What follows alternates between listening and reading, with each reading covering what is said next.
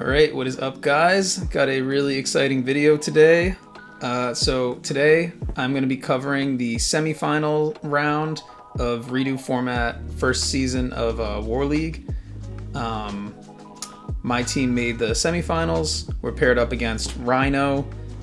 These guys had a really good regular season. They have really strong players on their team. You'll see in this round. I was told this guy Obito is a good Edison player, playing in the REDU War League. But yeah, so we're going to be going up against them. I'll cover the rounds because we played in this. My round will be in here as well. But yeah, this is an Iron Man, so each player has to lose for the team to be eliminated. So everyone on the losing team will have lost a match, or else that team won't be eliminated. But yeah, we'll just get into it in the order that the matches happen. So this is Airmill up against Obito. Airmill has mostly played Geargias for us this season and has done very well. Topped the IRL event in Ohio with Geargias as well, I believe. So we do not start out too hot. We win dice, but we open kind of a shit hand. So, the other thing about this, I'm not going to go over the deck profiles because the playoffs are still going on. But what was I going to say? All of the players on Team Rhino pretty much all one trick a deck. So when we got the pairings, we basically knew exactly what we were going to play against for each of them. So this guy Obito, we knew who was going to be on Geargia. So this Veiler's not looking too hot in the hand. It's not that great into Geargia. The only monster we opened, Giano, not looking too hot. Yeah. And then we get stormed off the rip. Not great. Stormed into card set 2, but we have the Veiler. That's nice. And then he does not swing, probably because he knows Airmill mostly plays Geargia. So he's probably hoping to flip a warning. And then we snipe the warning. And we drew into Arsenal, so that's pretty good. And then we don't bother killing this card D. Oh, and then another thing, they hit us with a Max C. That's funny. So our team throughout the War League always sent a lot of wind-up players. So we were kind of expecting them to expect us. Or I'm sorry, we were expecting them to expect wind-ups from us.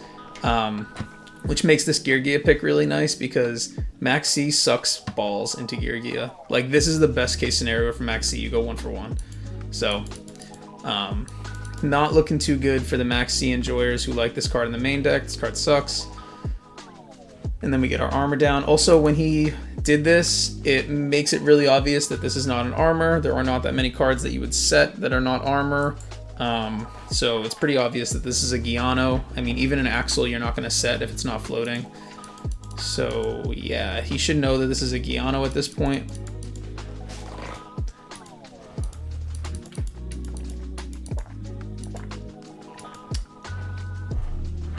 Okay, flip the armor. Does he have the second warning? No, he is Fiendish. But again, should have been obvious this is a Giano, so now we're going to be able to flip the Giano and go into an Axel, or a Gigant right here. Even on if this last back row were bottomless, we would be floating with the Gigant, which is nice. That's why this card is so annoying. Like, it's so non-committal to make a play like this, but we go into the MK2. Now this is interesting. So, you would think that it would be okay to search an Axel right here because you're already holding Arsenal and then you have the Giano. So Axel, if anything happens to this Gigant, floats into another Gigant because you clear the Gigant, it goes into Giano, you tribute the Giano, special of 4, and then you drop the Axel. But I'm guessing that Airmill has a read that this back row is a battle trap, so he's going to go for a more aggressive play because it doesn't look to be like a bottomless. I mean, I guess bottomless isn't that attractive because the Giano's floating again, but he's probably guessing that this is a battle trap. So he wants to go for the Silver Mountain to lock that back row. And now this is a really punishing play because when the Silver Mountain kills this card that got left on the field, it's going to trigger the effect and get an armor. Now we're in a really good position. Silver Mountain, armor, Gigant floating. Crazy. So he needs Dark Hole, and then even a Dark Hole ends with us floating Giano. Yeah, Dark Hole is pretty bad for us, but we're not even down in that case. But he obviously doesn't have it. So what is he gonna do? Oh, he has to go double axle. Tough. Into Gigant. This can clear our Silver Mountain. Even if it was in defense position, it could clear it. And then he's going to clear our armor instead, because being able to just flip up armor and go into a 4 is tough. We draw into the Dark Hole. But yeah, we're in such winning position. This one is kind of cooked for him.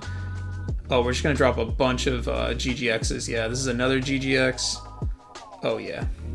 Oh, yeah. And then this Gigant. Yeah, this Gigant can crash, and that's another... Yeah. Yeah. Okay, we got that one. Yeah, the Geargia deck just steamrolls advantage once it gets started. Very frustrating to play against for certain matchups. Like, I don't like getting paired into this on windups. But yeah, going second, we have the Thunder King in, which is not the best card going second, but it does shut down Geargia.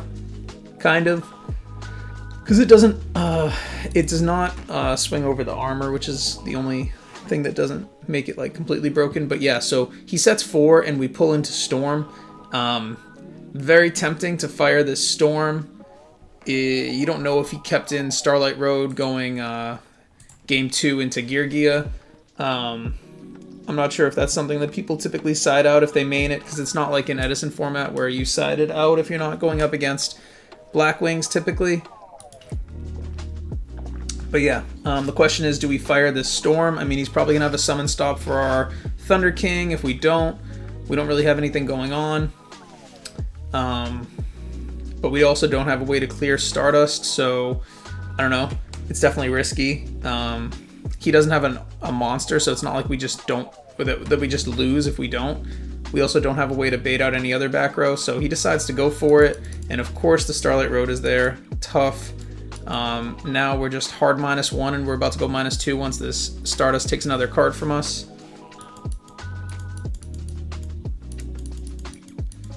Okay, so this is a nice play. So on the Arsenal summon, we go Torrential, and then when the Stardust negates, we're going to Bottomless. So now this Arsenal is not going to make it to the graveyard to float with Axel or with or give rank 3 plays for a MK2, which is great because Arsenal in graveyard makes MK2 insane. So this is a really nice bait on the Torrential into Bottomless, but we are down resources because that Stardust took so many cards. And then he's going to actually have the Compulse to preserve his monster, so we're down pretty bad right now. This Effect Veiler is really not good into Geargia, so this is not a high value card. We do have Thunder King with some protection, and then this Needle Ceiling is a long way from being live. This gets hit with the warning. Seems reasonable. I mean, Storm is gone, but... Okay, so here we're gonna warning the Arsenal on normal summon, because we don't want to take a hit from the Arsenal and then have to warning the effect. That would be almost 4,000 damage, so we just pay 2,000, hit it immediately, draw into Fiendish, set it, and now he has an Axle that's poking and floating, and all we have is Dead Needle, Dead Veiler, and a Fiendish. So we're in a horrible position, but we find armor. Let's go. The GOAT, he just sets it, and looks like Obito is going to respect this as an armor. Pull the Reborn, okay. So, actually, is that the only? Yeah, it's just that or Thunder King. Yeah, so I'm guessing he's gonna go for the float into Giano. Yep.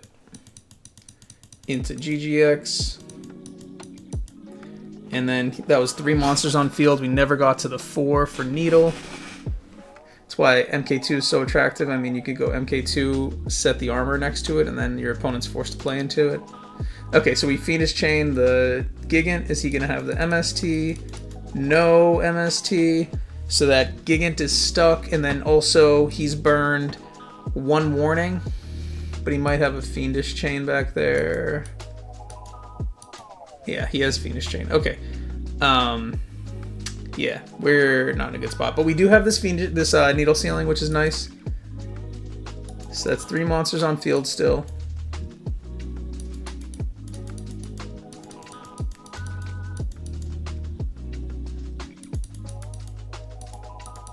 Okay. All right. Now this is an interesting position. So typically you want to make this GGX miss timing. So you could wait for an effect on Arsenal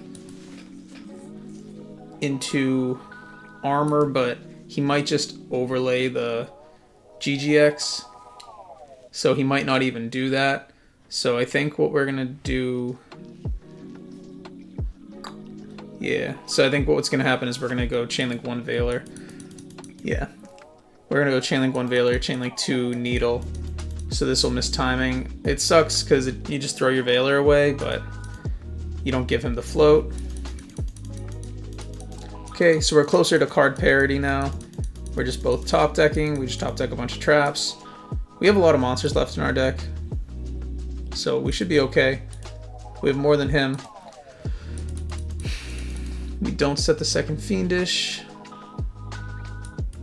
because we want to be able to top deck a spell. Okay, we draw a live fortress. We might just set, yeah, we might just set the Axle. Now we set the Fiendish, probably in case this one gets cleared. We have another one. Yep. Okay, and that's exactly what happens. Okay, so very, very nice play from Airmill. But then we get hit with the Chainlink 4 Compulse. And yeah, we're back to being down cards with his armor resolving. Yep, so it's 8 cards to 5.5, 6. Yeah, tough position. Also, we don't flip this right away, so this again tells him that this is probably an accelerator. Or it could be a Giano, but it's more likely to be an accelerator because we can set the accelerator to float into armor here. We don't flip summon it, saying that this is not an armor. He flips his armor and knocks the new one. This is a very heads up play from Obito because this one didn't flip. We know it's not an armor. This one we set next to it. It's very likely it's an armor. He hits that one. Very nice. And this is another nice play. So he just chooses to keep steamrolling this advantage. He does not go into the 3 back row. He's happy to just set his armor, plus again with it next turn, go +1 with his card D. Yeah. It could get punished by a torrential, kind of, but he's still, you know, up a lot of cards. I mean, the torrential would be pretty nice. Okay, yeah, now the difference in cards is pretty massive. We don't know what he's holding. We have not seen too many spells. We've seen most of his monsters at this point. He's also not threatened by this set, because it has not been flipped when it's had an opportunity to.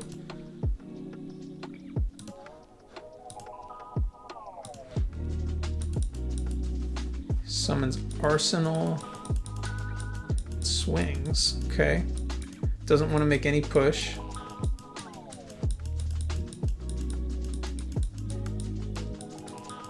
Interesting. He must not think that there's a torrential down. Okay, this is nice from Airmill. So we're going to force this thing to miss timing. We chain MST on the summon and then bottomless it. Very nice, but it's going to take a lot more than that to come back from how many cards we're down. And then we pull into the dead gear frame. Nice, nice.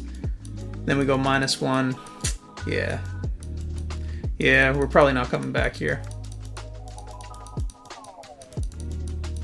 Yeah. We're just out of cards.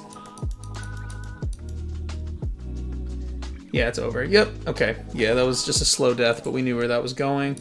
We were just down way too many cards. Okay, so we're going to open Storm again, and then here's the Forbidden Lance we were playing in our Gear list. Yeah, this thing looked really nice whenever we had it, honestly. I thought this was a great addition. In my Gear list in the past, I've actually played this over 3rd MST, so the deck's a little bit better into Chaos Dragons, but just for it to be like a battle trick, but I think that this was in addition to the MSTs, which I actually think is fine, because you don't want to get hit with the warning, because people can even hit you with the warning going second, because Gear has to flip summon. On the end phase, we MST, we miss, and hit an MST, and he resolves card, yeah. So we both open strong, we open armor, he opens card, and we miss the warning, which is unfortunate, but we actually do have the Arsenal. And our hand is really strong. I mean, we have Storm, Lance, Mirror Force, and we have our armor access, so we'll just go straight into the armor. And then, so here, Airmill is going to play around Knock, which you saw game 2.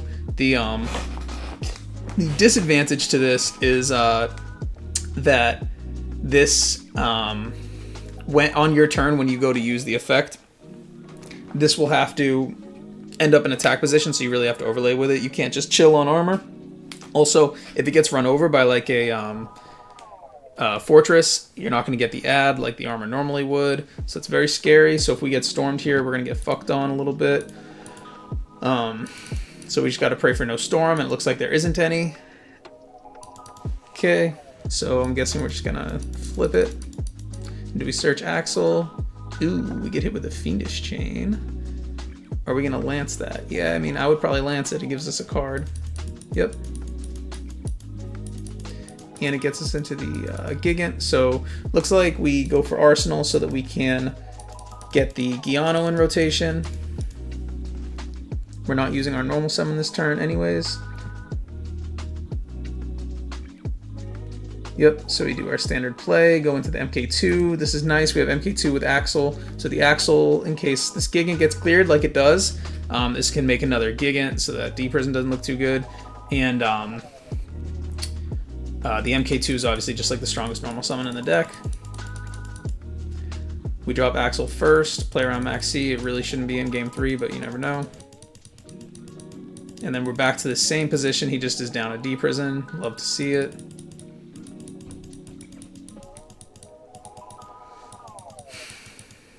Okay, so we finish the armor, force him to go and drop the Axel to go for a GGX play. And we have no response to that summon or effect. So I'm not sure what read he's getting on this back row, because the Gigant walked and it's not floating, so it's clearly not a summon stop.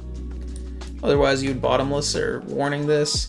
The Fiendish was burned on the armor, so it's something set next to a Fiendish. So I don't think he'd be thinking MST because we walked into his back row last turn. So he's got to be thinking it's a battle trap. It's a battle trap or road. But he's going to make this really aggressive push to clear our Gigant and hit us for a bunch of damage. And he walks right into this Mirror Force. So I feel like this should have been clear as a battle trap, but Mirror Force is just not played in this format. Like, I don't want to say at all, but it's really not played. So it makes this really valuable. But yeah, this Mirror Force is crazy, crazy Mirror Force right here. Really, really good for us. And now it makes it impossible to clear this Gigant. So we're going to get another search on our turn. Pretty rough. I think he has an MK2 in his hand. Wasn't the other card MK2? Yeah, okay, so he had Reborn MK2 and he's gonna... Okay, so he's gonna Reborn our Giano so that our Gigant isn't floating. But we know his last card's MK2. Oh, because he normal summoned, he doesn't have any other way, because he normal summoned the gear frame. Okay. I don't know. This... Yeah.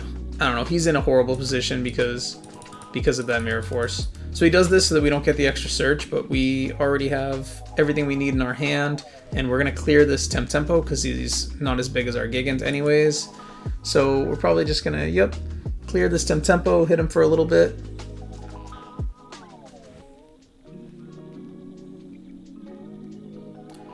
And we're floating with our Gigant again.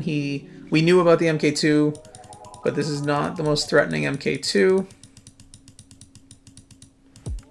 And it looks like he pulled into his last Axel. No, it was just one of his Axels. But yeah, now all of his cards are on the table. This is the position you want to be in. He really does not have a path to victory from here that I can see. It's just a really grindy mirror. Okay, so he'll bump with our Gigant.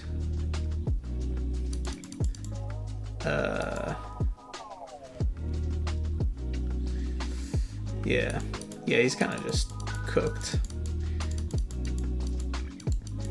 All right, I'm not sure why he put our MK2 in the graveyard. I guess he doesn't want us to overlay 3 because it'll probably kill him. But it's not great to just let us overlay 4 either because he's giving us a 4 right now. I think he knows we have Axel in hand. Oh, he wanted his own MK2 accessible. So we bump with his. I guess we're doing this. Oh, because we drew Needle Sealing. Yeah, we want to end on Zenmain's. Yeah, this is a really nasty position. I don't think he can come back from this. I guess if he ripped Storm right there, he could... Do we have anything? So if he ripped Storm right there... But his temp tempo's gone. So, like, he really didn't have any way back. If he ripped Storm and he didn't burn his tempo, he maybe has a chance. But yep, we take the victory right there. Very well played from Airmill. So we go up 1-0 in this war with the Gear Mirror in the first round. All right, next up, I believe we have the second match of this war against Rhino. And it is Rob going up against Cold Madness. Shout out to Rob. We asked him to play a deck that he has never played before. Really weird deck. And yeah, he jumped up and played, man, this is a while ago. I want to say he was playing Gravekeepers. Yeah, he's playing Gravekeepers. Let's not show the hands. Okay, yeah, this match is quite a while ago. But, yeah, let's see. So Rob loses dice. Cold Madness wins dice, goes first. Rob opens Double Valley Assailant. I think we're on 1 Assailant. And then, yeah, just some traps. He goes Factory Rabbit. This is an excellent start. Really, really strong opening. Set 2. Okay. Search Shark. Yep. Sometimes... Yeah, I guess he has no... Oh, I shouldn't be checking back row. I guess he has no idea what we're playing. Okay, we run into a bottomless. Put down the Valley. So yeah, now he sees that we are on Gravekeepers and we set the house. We're not getting cooked necessarily by Storm. I mean, Storm would be... I mean, we kind of are getting cooked by Storm, because... But what can you do? Because we're only setting 2 defensive pieces, and then we're putting up the Valley, which... I guess there isn't a huge need to put up the Valley. It just stops Rat, but we don't see Rat live right now.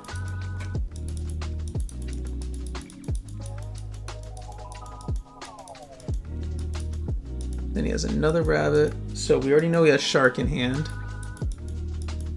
And then we pull into Storm. This is interesting. So yeah, when we were putting together the deck for this week, I was saying how there's only 1 player in Redo format who has done anything with Gravekeepers, as far as I know.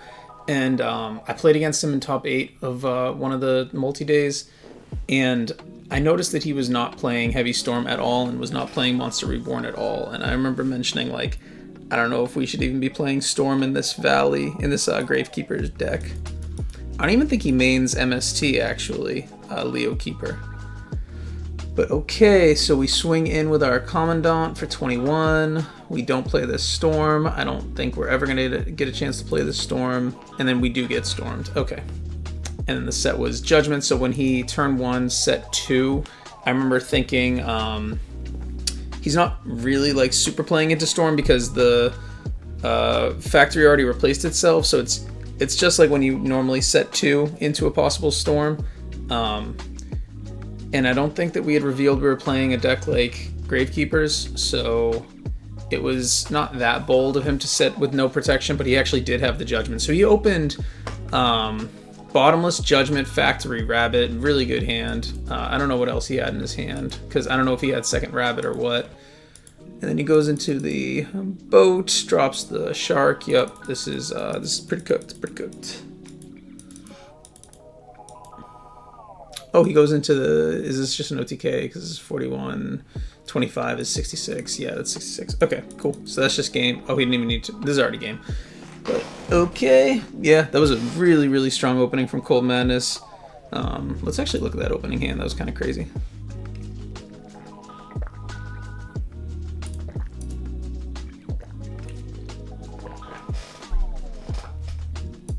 Wow. He opens Storm, Judgment, Factory, Rabbit. That's crazy. And a Trap. Okay. Yeah, really strong opening hand from Cold Madness there. Okay, now we get to go first. We have Valley Tribute. Very nice. So I am guessing we are just going to... I wonder if we set the Commandant. No. Okay. I wonder... Yeah, I wonder if we could have set the Commandant as a bluff spy, but then it plays into possible sided knock. Because I don't think Windup can normal summon over 17 defense. So... And then you threaten spy. I don't know. I guess we could have. Hell yeah. So we get to look at the hands here. So he has Dust, Factory, Bottomless. Wow, he opened Magician, Shark, Factory. I'm sorry, Tour Guide, Shark, Factory. That's crazy. Okay. And we show our double duality. We didn't even bother setting them. In case of Storm, I guess. Yeah, maybe. I guess it's safer, yeah. Okay, we duality into the spy, and we don't take the steal or the... Definitely don't want the steal. Malefic, Stardust. If we took it, he could have dusted before we can put down our Stardust. So yeah, spy definitely makes sense. Okay, sounds good. And we're not supposed to see what he's drawing anymore. Okay, so we're not in the best position. I actually don't... I guess going first, Tribute is amazing, but I mean, Windups play 15 monsters, so yeah, Tribute is definitely not the best against Windups. So we know about Dust Bottomless, I believe. So we know that this is Dust Bottomless. We draw Judgment. And we're not going to... Yeah, because if we were to... Yeah, if we were to set the spy and just descend into it, it doesn't really get us anywhere, because we 50-50 might hit a Dust instead of the Bottomless. So, okay, oh yeah, we just duality into Rivalry. So now we have Rivalry Judgment, so we're just going to win. Because he needs 2 outs to this Rivalry now. He already has the Dust, but he needs a second out, which is probably not happening. Just passes. We have the Needle Ceiling, very nasty. So yeah, we can just flip this and then get the Recruiter and then pop. Hope to not hit the Dust. Okay, so now we know that this one is Dust. This gets Bottomless, which is understandable, but it is a -1 on the Bottomless. No point in Descendant popping that because we know it's Dust. Yep. Man, I gotta stop. I don't even mean to mouse over it. Okay, brings down the Factory. What the fuck is this? He just drew into Magician Shark. That's crazy. Okay. Yeah, he just drew Factory Magician Shark. Okay.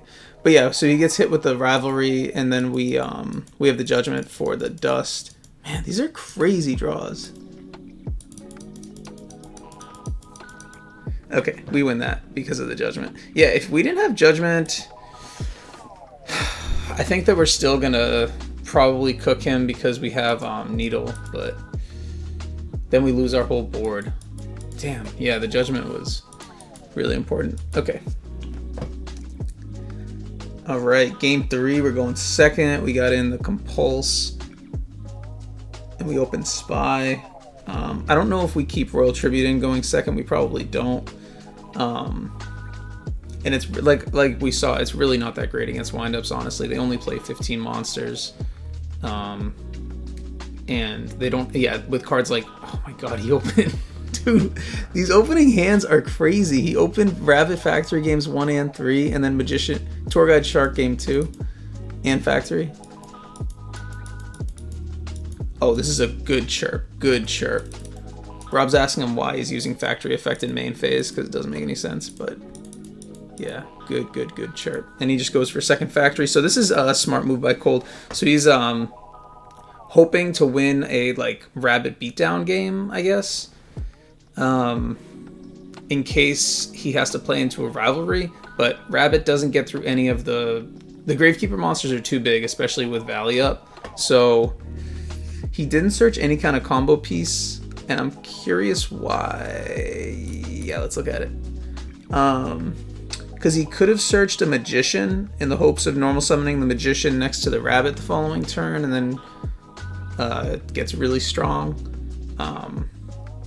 But he must be spooked seeing that rivalry. But yeah, actually, it's not. You're not gonna. Maybe he's hoping his traps get him there because he has the torrential. Yeah, you're probably not gonna get there with just rabbit beatdown into Gravekeepers because their bodies are too big. But maybe he's thinking that the rabbits can play through every back row, plus with the factory, and dodge every trap. So maybe that's what his intent was, but you definitely could have searched the magician there. He's just, I guess it's just because he doesn't have a rivalry out right now, so he just wants to thin his deck with rabbits on both players' turn. Yeah, okay, that's fine. Yeah, is that what I would have done? Yeah, I guess it is optimistic to think you're just going to be able to Magician Shark into whatever back row Gravekeepers have with no dust, no solemn. So okay, he's playing a slower game. That's fine. Okay, we start off with the Commandant. So yeah, we have 5 spell traps plus a monster. So here you're in this position where you're like, he's already committed 2 spell traps to the board. It doesn't mean he doesn't have Storm, but how hard do you want to play into Storm? We put up the Valley. This makes the Spy really big, which is okay. I have never played Gravekeepers, not even for fun, not in any capacity. So I don't know. I guess the MO is just put up the Valley. Are we just gonna set the house? Oh, let's go. What a beast. Okay, so yeah, we just set 3. Technically, if we were to get stormed, it'll be 4 cards, 5 cards to 1, 2. Yeah, we're gonna lose to storm here. So that's why I set everything. With that, I guess you could even set book, but yeah, we're gonna lose to storm here if Cold has storm. Normal's the second rabbit, and he does this in main phase again, which is weird. He could have done this in end phase, but I guess he's assuming that we're not playing hand traps because of Royal Tribute, but we definitely could, because I don't think Royal Tribute should even be in going second. But yeah, I mean, I guess Gravekeepers aren't going to play hand traps. This is fine. He should. Oh, the factory's gone. Okay, I was gonna say he should also be triggering rabbit on this turn, but factory's gone, no point. So we're just chilling with a rabbit. Okay, so now the decision is: do we want to flip the Spy into a potential bottomless torrential, or let it sit here and then have the Spy flip in the damage step? Yeah, you get cooked by a warning no matter what, and then you play into bottomless if you flip it. So those are the choices. We decide to flip it in our main phase, and it gets hit with a Fiendish, but we have the MST for this. Okay, and then it gets bottomless. I remember this. Yeah, okay. This I remember. I remember thinking this was not the right play when Rob did this. So Rob is going to bottomless his recruiter to keep the recruiter on the field to dodge bottomless. I think what he should have done is just let the recruiter get banished, swing the Spy in to a potential like deep prison or whatever, and then maybe get in for 17. If not, set the book, and then you can just book your Spy, and it's way more valuable than booking this recruiter, so then your Spy can resolve again. And it's just a really nice trick when they go to kill your Spy with whatever. I guess the Spy is 17 right now, so the rabbit can't even kill it. But he definitely should not have booked this recruiter. This was definitely a mistake, and I remember when this happened, I was like, this could specifically get punished by Thunder King. And I'm pretty sure that that's exactly what Cold Madness draws for turn here. Oh, and look at this. So Rob is actually thinking about Fiendish chaining this wind-up rabbit to just kill it, because then he can't rat it back with Necro Valley up, and it just permanently gets rid of this wind-up rabbit. But it's one of your 2 pieces of back row, so I don't know if he does it,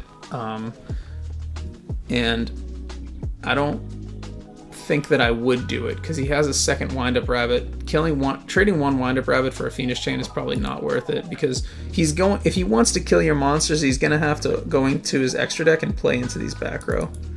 But he does do it. Okay, yeah, I don't know if that was worth it. I feel like your position is stronger if you just leave him with the wind-up rabbits and force him to go into his extra deck eventually, because he can't just like keep taking hits from your guys. You put him on a couple turns, and it's not like clearing this wind-up rabbit stops him from being able to like trigger his factory, because he has this other one coming back anyways. So I wouldn't have done that. I wouldn't have booked, and I wouldn't have Fiendish chained there. But yeah, I'm pretty sure Cold Madness literally draws the maximum punish. Yeah, he draws Thunder King for turn here. Yeah, I remember that. Yeah, so this is like a brutal punish for that Book of Moon play.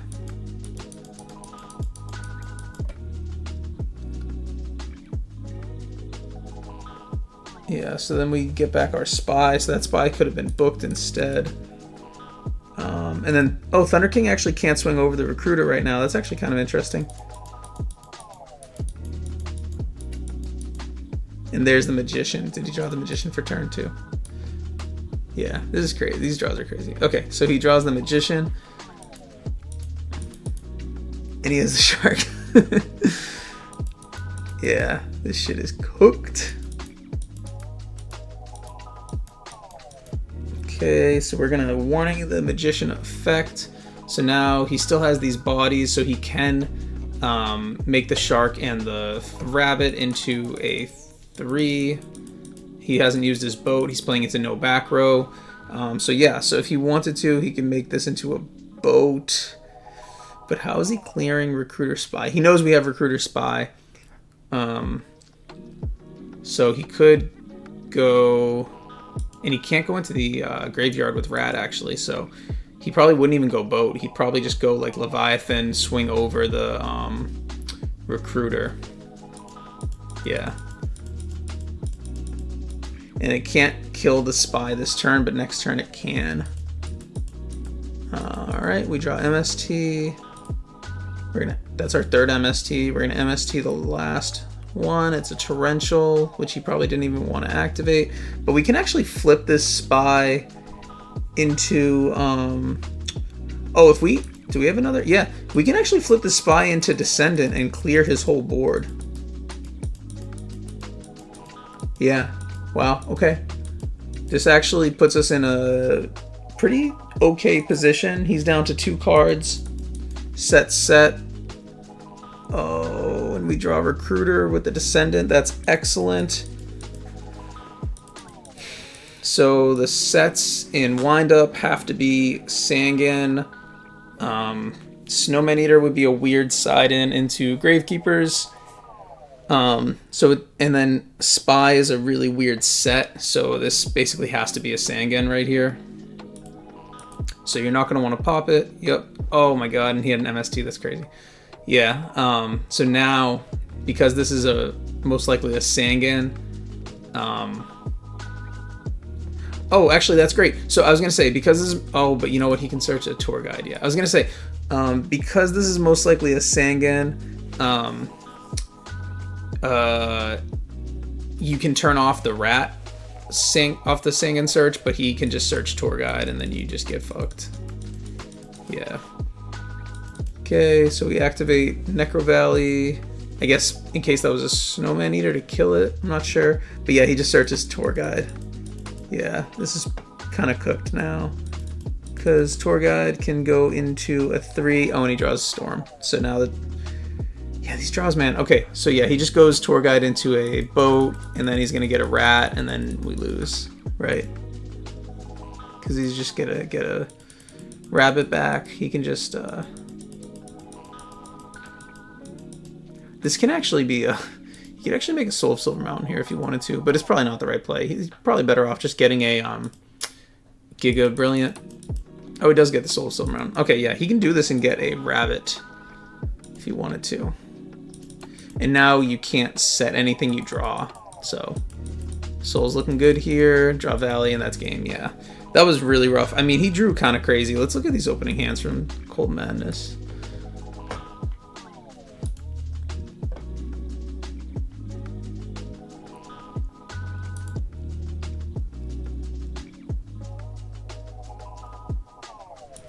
Yeah, he opened Judgment Storm, Factory Rabbit, game 1.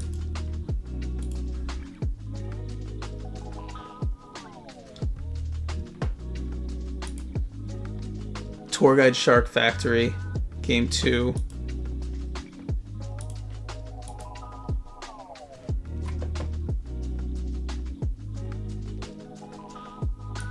And Rabbit Factory, Torrential, 2 more traps. Yeah, he drew like pretty insane, I'm not gonna lie. He drew Factory, Active, turn 0, all 3 games. Yeah, that's crazy. But okay, yep. Shout out to Rob. That was very tough. It's not the matchup we were hoping for when we sent him in on Gravekeepers. But yeah, on to the next one. All right, here's round 2. Our MVP, Ghost Rider, who has played nothing but Dark Worlds this entire War League and has literally lost like 1 round out of like 9 or something. Just one-tricking this deck. It was interesting the way that us playing so much Dark World and wind-ups makes it kind of hard to like metagame for both of those decks. So guys like Ghost Rider and Sham were able to get away with playing Dark World like every week. But we win dice. And we start off with double Reckless Greed, Snow. Yeah, this is busted. Search Gates. Probably discard Grapha here, and then he's going to be able to get it back. Okay, he discards Silva. I don't play Dark World, so I don't know. Yeah, that looks kind of weird to me. But we draw into the Tour Guide, so we can still... Oh, yeah, actually this makes it look worse, because drawing into the Tour Guide, we could have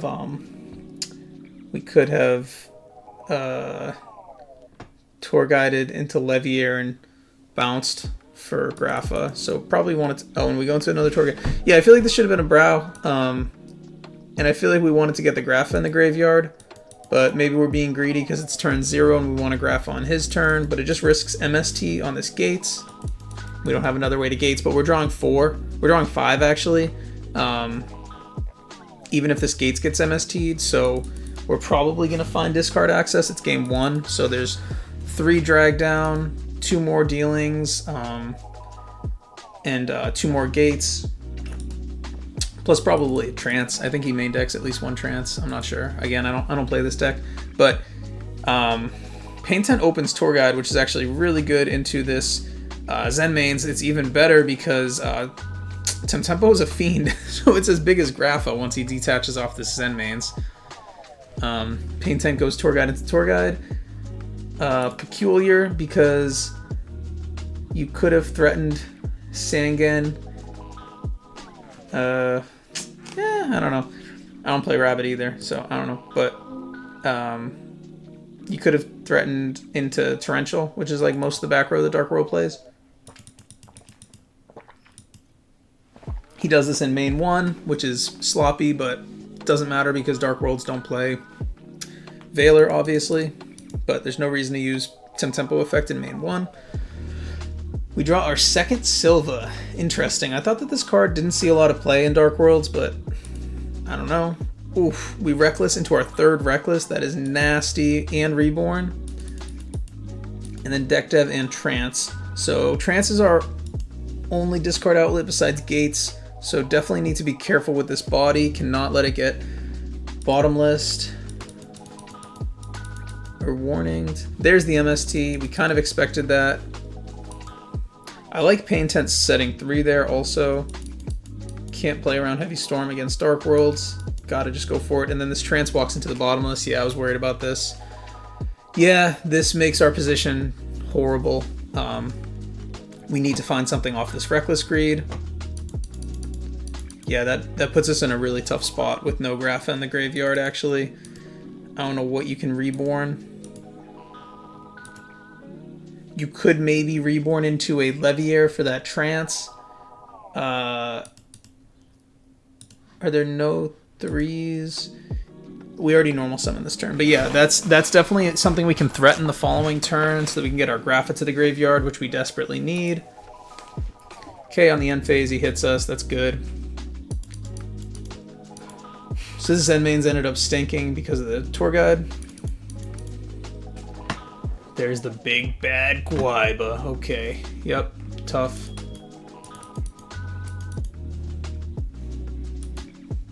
Alright. Guaiba swung in. Did I see that? Swing on the Silva?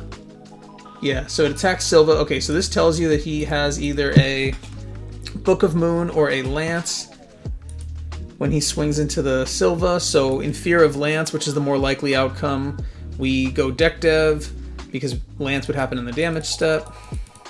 Oh, okay, he had Torgai. He had Sangan in his hand, that's why Torgai didn't get Sangan, okay. And then he swings over the... Oh, so he didn't swing over because he can't swing over the Zen mains and we tributed off the Silva. Okay. And we're going to fire the Reckless on the end phase. Please find something. Doesn't find anything. And also, we hit him with the Deck Dev, so we know what's down. It's Bottomless Book. That's rough. Yeah, we're in a bad spot. I wonder if there's a way that we can bait something out. Maybe we could like threaten a Silva or a Snow Crash to get Bottomless or something. Ooh, yeah, I would not lead Reborn. You really need the Reborn to get into a Leviair. He doesn't even have to do anything. This isn't even threatening. Okay, he goes Bottomless. I mean, he really didn't even need to Bottomless this. Like, it's smaller than that some tempo, so that was not even necessary. But I guess he wants to keep Guaiba up because he has dinosaurs to top deck. But he has a book, so I don't know. Yeah, actually, why would you even Bottomless that? Because that was actually a really bad Bottomless, because he could have booked the Silva and then Guaiba'd over it. So yeah, that was not good. And then we bump with the Guaiba, which is not good either because it just summons another one. So I guess Ghost Rider didn't know how that works. Okay, let's just fast forward. Draws Lance. Yeah, this shit is cooked. Because we're not drawing again, so that's just lethal. Yep. Oof. Okay. Started off strong, but away she goes. Alright, we open double Upstart and Allure and Reckless. Terraforming. Yeah, this is another great hand. Man, this Dark World deck kind of broken, man. Okay. And there's the Tour Guide to put a Fiend in our graveyard. Goes for Tour Guide again. He hates this Tour Guide, I don't know. But yep, that'll put a Fiend in our grave. Did we have the... Okay. We draw another Brow. So Leviathan is not the most threatening thing, but funny enough, this Rabbit deck sucks. So 2,500 body is actually kind of a problem for this deck. So he just goes Sangan Crash into the Leviathan. This is obviously a really weird play. I mean, he did get 2,000 life points given to him from those Upstarts. But this to me is reading like he wants to set a Macrocosmos. And he wants to be able to flip a macro when we go to activate the gates and still get his Sangan Search. That's how I'm interpreting this. Also, like, honestly, setting a Sangan isn't that good into Dark World because, like, we're playing against Rabbit, so we kind of know what your set is going to be. Alright, so we have Storm, MST, Dust Tornado. So we have all the side deck protection from Macro. There's the macro. We hold our MST very responsibly, and now we're going to be able to MST it. Very responsible from Ghost Rider. Good play. And we also didn't storm, even though it's looking kind of juicy. We did get hit with a... Did they hit us with Starlight Road? No. I don't think that Pain Tent hit us with a Starlight Road. I think it was the previous match. Okay, we get our +1, so now we're just steamrolling. We have Reborn again. Yeah, this is looking really good. So we could fire this Reckless and go into the Storm, but probably we want to just get our Dust Tornado down. We're really under no pressure. I mean, if this gate stays up and then we just resolve it again next turn, looking good. Yep, and he does not swing in with this Leviathan. I think he definitely could have, but he probably thinks he's going to be able to clear all this back row anyways and swing in safely, and prefers to do it that way. He's got the bunny, okay. But when the rabbit isn't the biggest guy on the board, it makes it much weaker. Oh, but it looks like he's got the lance. Yep, got the lance, okay.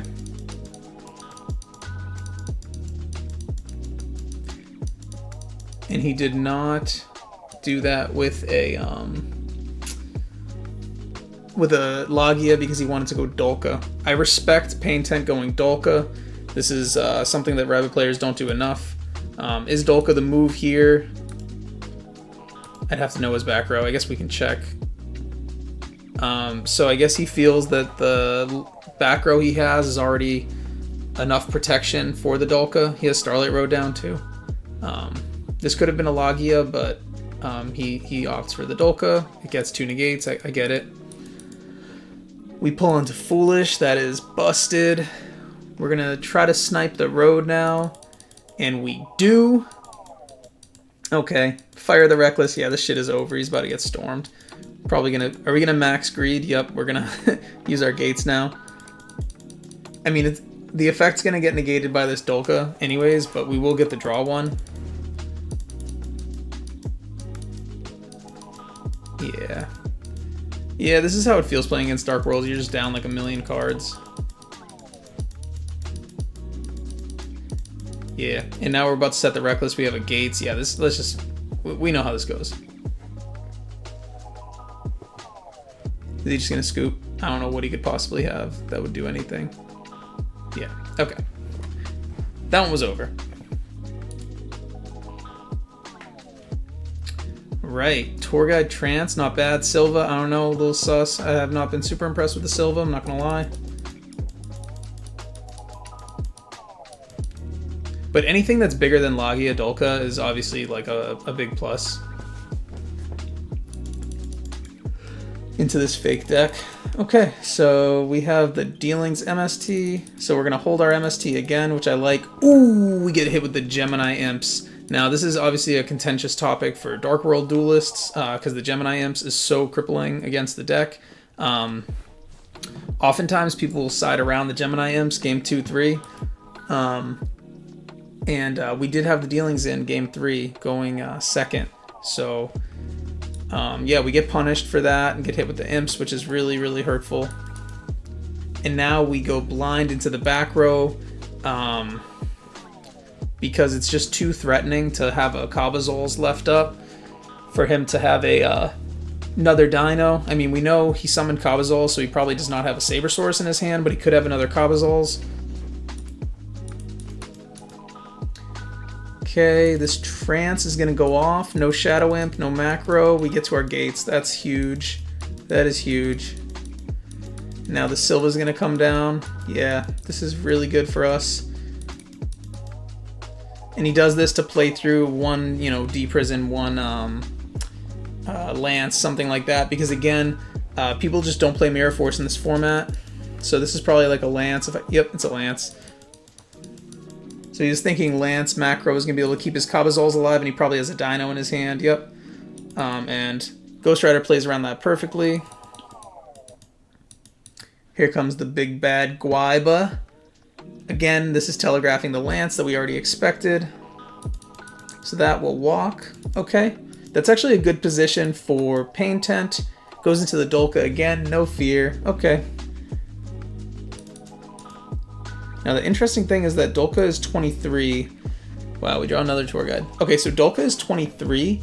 So this trance can activate its effect, and it'll go to 23 and get the discard, but we actually don't have anything we'd like to discard, and we don't have a Grapha Engrave.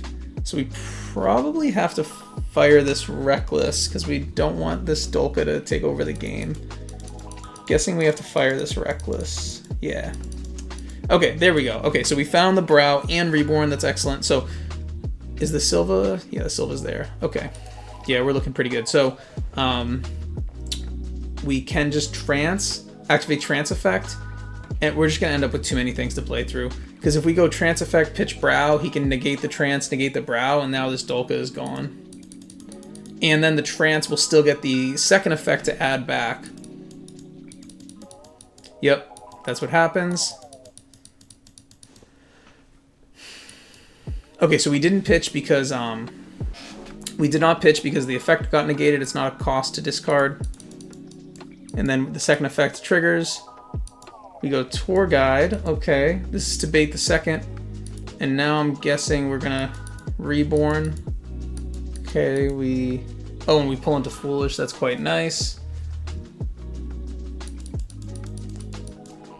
Alright, so what are we going to search? We could search another Gates if we want to discard off of the Brow. Yeah, okay. I always find it greedy when Dark World players do this, but now from the Dark World perspective, I actually kind of get searching Gates here. Okay, so now we're going to get another draw with this Brow. Very broken, and there's the Storm. I don't even know if we need to be storming. I guess how much damage? It's probably a lot of damage if we do Storm, and he's down to nothing. It's like, what do you fear from that back row? I mean, he used Dolka effect on the Tour Guide instead of preserving the Dolka for a Graveyard effect. So that back row is probably not defending that Dolka through a Tour Guide. So it's probably not Compulse, Bottomless Lance. I mean, I don't even think you'd keep Compulsion. It's probably not Prison. And it doesn't look like it was MST to hit this, so it looks like it's a Starlight Road, honestly. Like, it doesn't look threatening at all, actually, so I probably wouldn't storm this. Go for the Reborn. We're gonna dump Grapha now. Yep. Yep, that Foolish Burial. Pretty nasty. And it does not defend against the Grapha. Yep, this looks very fake.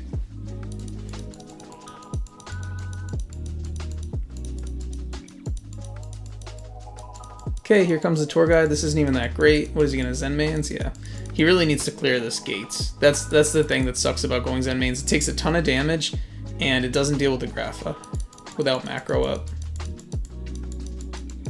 We could Storm here. I mean, there's no reason not to. Yeah, it didn't look like anything. Yeah, this one's over.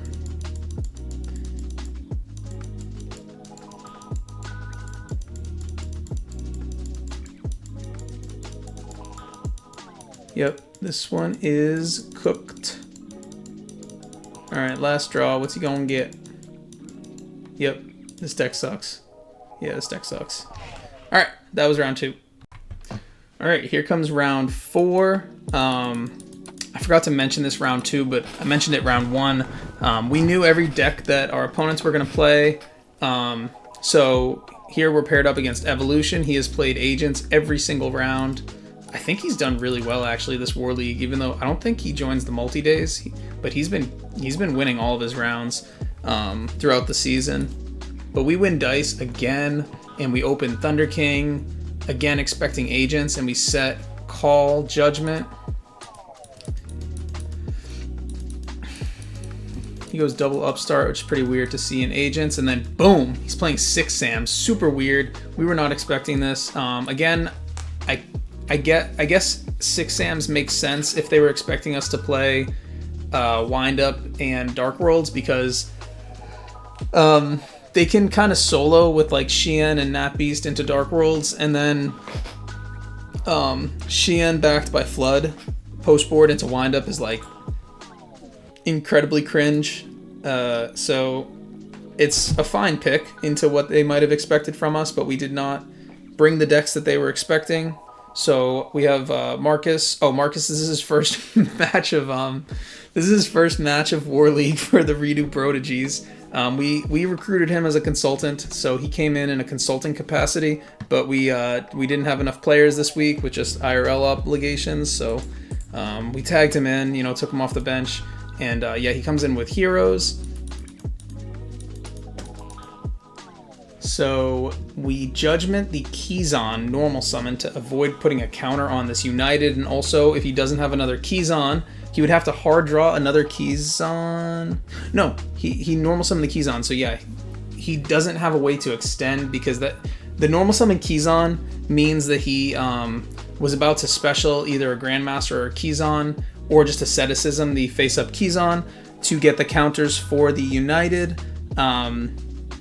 Because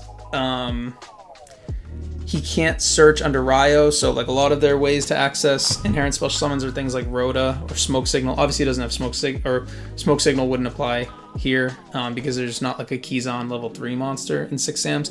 Also, for some context on Marcus, he set Judgment Koth, did not set this space, again because we were expecting agents. This space would have eaten if we had set it turn 0, but I think he wanted to discard it with a Super Poly, so it looks bad going into 6 Sams, but it makes sense thinking he was playing against agents. And there's the asceticism. Yep, this is what we expected, and that gets him his second counter. That's tough.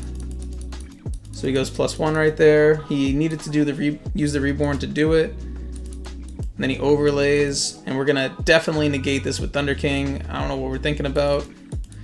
And hopefully, oh, right there, I know Marcus was hoping for him to like Rhoda or something, and then chain Koth, get the Thunder King. Oh, feels good. But yeah, that didn't happen. He just sets 4. Okay. He might just accept that he's losing to Storm here. I'm not sure. And then we draw the second Thunder King. So Thunder King really shuts this deck down because they play so many searchers. They play double Smoke Signal, Rhoda, and they also play Gateway, which is their best card, and they have to go 2 for 1 into this Thunder King. They don't have a way to not. And he end phase snipes the Super Poly. Okay, we do not end phase MST because we want to stop. We probably want to save our MST for the Gateway United because we don't want them getting back into this game. So we say Torrential's not real. Actually, you know what? 6 Sams don't even play Torrential. Like, everyone plays Hanzo's list for 6 Sams, and they don't even play Torrential. So I do the same thing going into 6 Sams. I don't respect Torrential either. But we get hit with the Bottomless. That's not great for our only hero name, but this Thunder King's holding it down right now. It also makes this Hero Blast worse, so that Bottomless really hurt. There's the United. That's why we held our MST. Double-edged. Okay. We're pretending we have Warning, or Judgment's already gone. And we chain MST. Okay, so he's doing this. Okay, so this might look weird. He's chaining MST to the double edge because he does not want to allow a Magatama to protect the United. He's worried that one of these back row is Magatama. And it needs a face-up 6 Sam, so he does it now before Magatama's legal. And now this forces the Thunder King negate. And there's the second double-edged. Oh, we gonna call the... Yes! Oof. Nasty, nasty, nasty. Nice. Oh yeah, that call the Haunted with the Thunder King, broken. There's the second negate. Yup, that is excellent. Was this a Magatama? No, it was a Judgment. Ooh. So he could have Judgmented the Call of the Haunted, actually. And then he would have been able to keep a Excalibur and maybe swung for game. We have the Call of the Haunted, the Compulse. But I mean, these could easily be dead miracles. Easily. I mean, if you're like my E-Hero opponents, then they always draw Miracle early game, but it's Dead Spark, Dead Blast. Yeah, I don't know. Definitely could have Judgmented that Call the Haunted. Finally, there's the Stratos. Yep, we're of course going to Storm first. They don't play Starlight Road because we need this Stratos to get down. So really nice job because he could have Judgmented the Stratos normal summon. I don't know if he would do it, but it would save him. But instead, we're just going to kill him with a Blade Armor. Yep, that's 44. They don't play Gores. that's game one. Well played, definitely well played from Marcus. Okay, this is a more typical starting hand from Heroes. There's the Max C. That's interesting in Bubble Beat. You don't typically see that.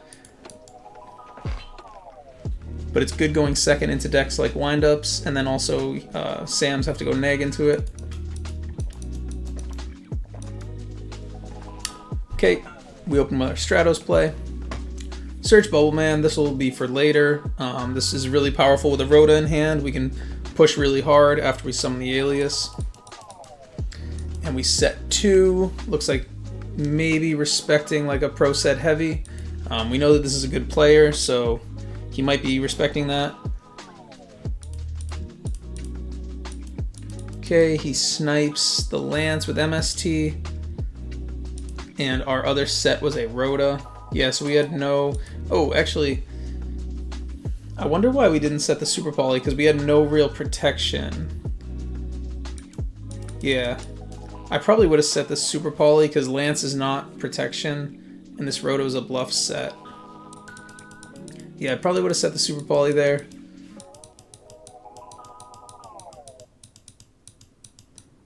But yeah, he's got Gateway. And we pitch the Max C, but Gateway is going to kill us. This is definitely enough to kill us. I'll just fast forward. He's taking the Max C challenge because he knows he has lethal. The Xian is up now for this back row, so most back row is not going to protect us. The only thing that keeps us alive is Super Poly, which it is not, so we lose that game. Yeah, I probably could have set the Super Poly. Not that you expect a turn like that, it's just that we didn't have any real protection down because the Lance wasn't gonna do anything. The Super Poly was our only real interrupt.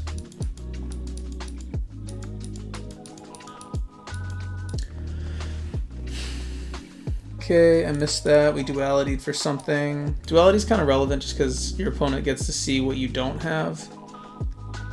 So we banish Warning, Blast, MST, add Warning. Yep, Warning's kind of busted. So we set 3, we said fuck it. End phase we space. Oh, he's dead as fuck. Yeah, he's fucking dead. Dead as fuck. We have a Call to Hunt it down too. Yeah, he's fucking super dead. Yeah, this game's over. This hero deck, man. Kind of some bullshit, I'm not gonna lie. This is ridiculous. You just die.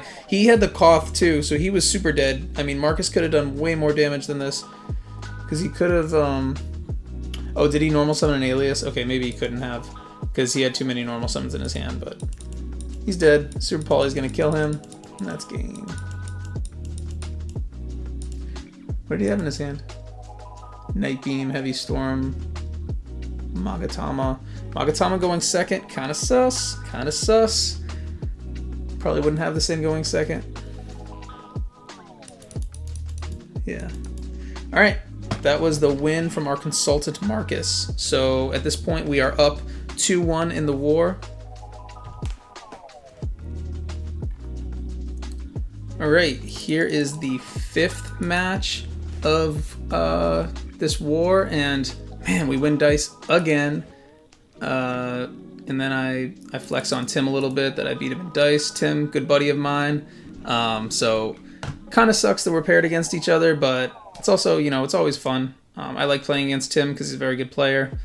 But yeah, so I brought Pure Gears this week, and I am anticipating Tim to be playing windups. That's kind of what I was expecting. We've played a couple wind-up mirror matches together, and he fucking mad sharks me like a motherfucker, so I'm definitely not favored in the mirror against him, but I do feel great with this matchup. I went first on Gear Gia, open armor, set 3, and Veiler. Like, this is a fantastic position. Even if he dark holes me, I have another armor in my hand. Like, we are kind of cooking right now. And then he does confirm he's on windups, opens with the rabbit.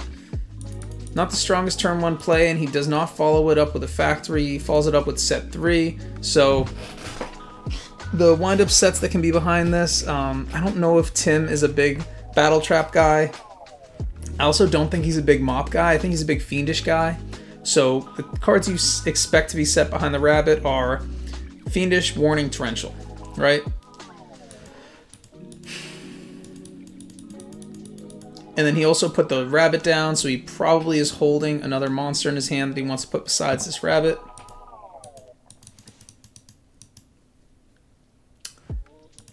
Okay, so we flip summon the armor and it does not get warninged. That is excellent.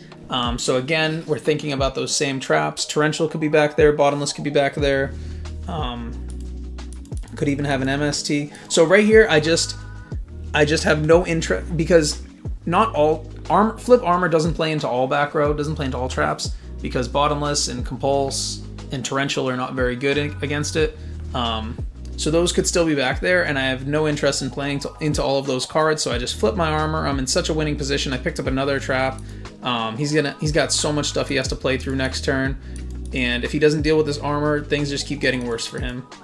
So there, he flips the stun. I love main deck stun. I think this is an excellent choice, main deck stun. I mean, none of us play like bullshit decks like Chaos Dragons or anything like that, so trap stun's always going to go hard in the main. Maybe I shouldn't be saying that because I think this is going to go out before the end of playoffs, but okay. Anyways, he flips the main deck stun. And here I have the Judgment, and I was thinking about not using it because I just don't see how he can kill me through Valor and Armor Set, because if he goes like Mad Shark, I mean, Mad Shark is really bad, so I think I'm just going to flip the Solemn Judgment because I want all my traps live, and I don't think that he has a Storm. So he plays the Upstart after Stun, which is interesting. And he just summons another rabbit. So this was surprising to me because I thought he had a Magician when he flipped the Stun, but he's actually just chilling on 2 rabbits. So that was a failure of a turn. Normally, like flipping a trap stun, it's like so crippling. But we judgmented it and it amounted to nothing, which is great. It's not a plus or anything for us on the trap stun. We went 1 for 1 and lost a lot of life points. Actually, if Tim had played the Upstart first, we would be at 4,500, but I don't know if it'll end up mattering. And then anyways, he sets 1, and then on the end phase, I hit this new back row because 1, it's not chainable, and 2, he's setting it into my known armor. I'm worried that he found the Solemn Warning, and that is exactly what it ends up being, so lucky me. And then we pull into the Lance. Like I said, this card has been great. So here, I'm going to, of course, start by flipping my armor. And this is going to go through once again. So again, it's leading me to believe that these are like Torrential Bottomless back here. Possibly Compulse. Doesn't look like Judgment because I think he would Judgment my Judgment on his Stun. And I summon my Arsenal. Now this plays into a possible Torrential, but it checks for the Torrential for me. And even if he has a Torrential, I can Lance my my armor and just reset it. I can poke him for like, 700 or whatever, 300, and just reset it, which is okay. It's like a the Torrential will get my Arsenal and my Lance, so it's a 2 for 1 for Tim, which is great. But it also actually I'd probably Lance my Arsenal so that I can get the Guiano. I don't know. But anyways, it's a 2 for 1 for Tim, but this Arsenal was searched off my armor that's flipped twice now, so it's still not a winning position for him. And I just swing into this Arsenal. I don't know if he's about battle traps. It could have been bad for me if he did have a battle trap there, actually, now that I'm looking at it. I just did not think that he was maining battle traps.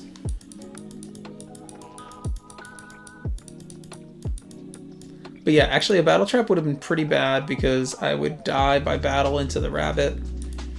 So we're lucky he didn't have like a mirror force there. He would have ended up being in a winning position. Also that, no, because I was gonna say I could have set the armor to play around that, but it looks like I wanted to go GGX.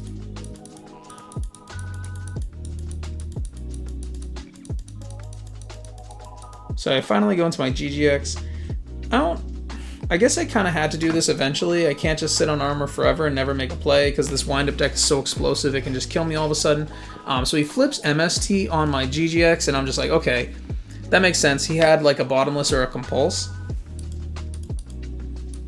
So he's going to try to make my GGX miss timing, but he actually had torrential. So I feel like he should have played the torrential earlier, but this just plays perfectly into my Lance, which is not a card you often see. Lance, just insanely valuable there. Very, very nice. And now we're just going to keep floating our advantage. Get an MK2.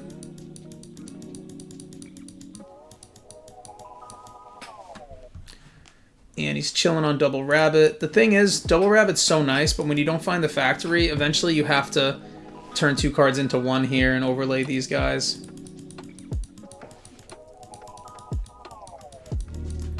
Okay, so he finds Tour Guide. So I definitely feel like he drew that for turn, because that probably would have been quite nice to summon last turn. I Fiendish the Tour Guide. I'm just trying to get value out of my set Fiendish chain.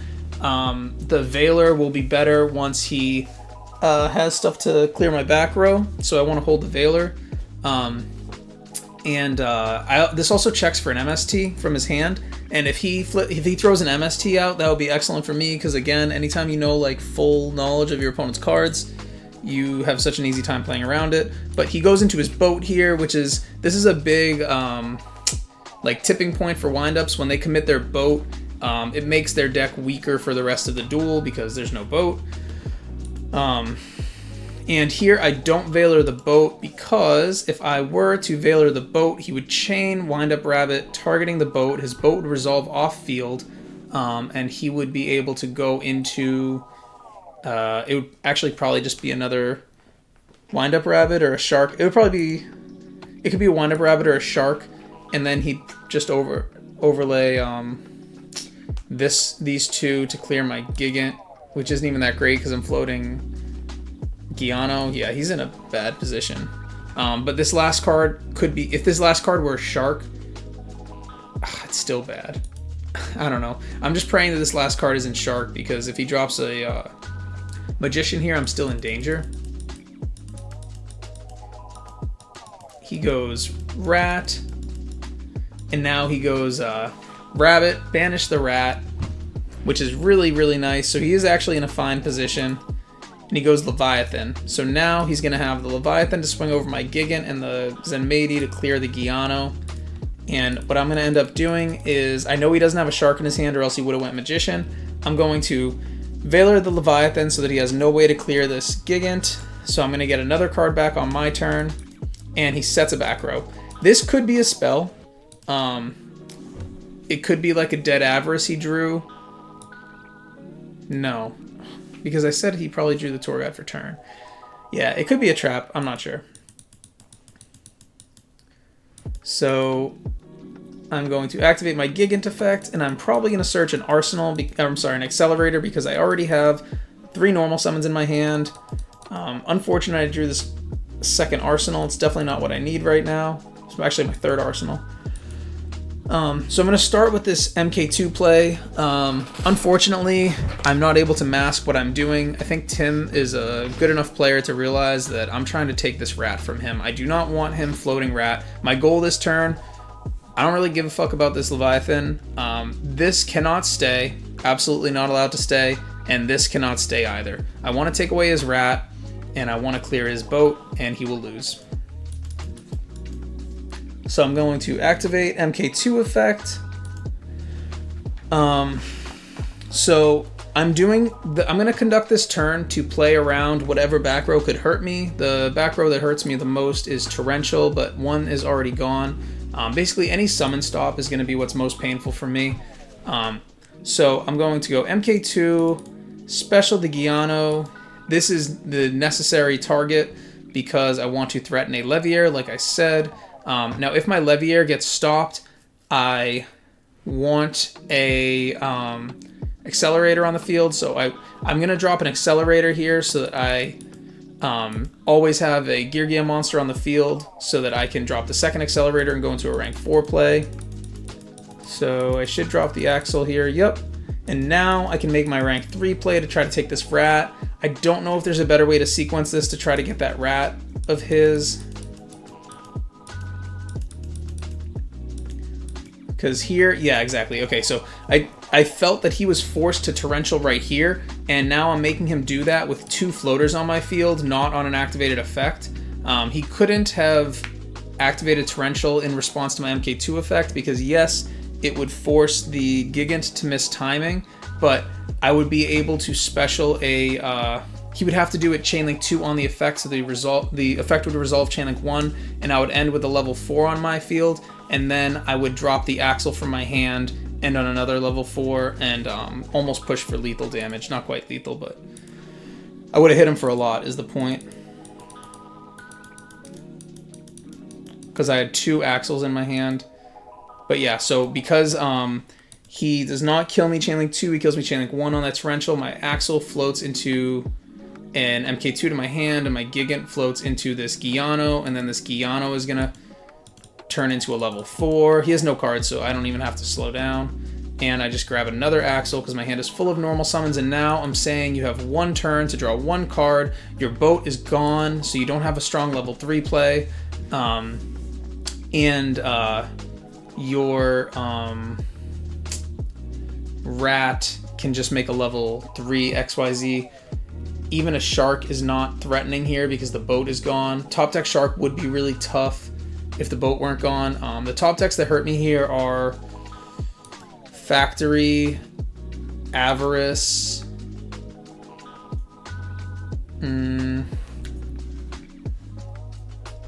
Magician. I mean, he has good top decks. Factory, Avarice, Magician, another rat could be good-ish.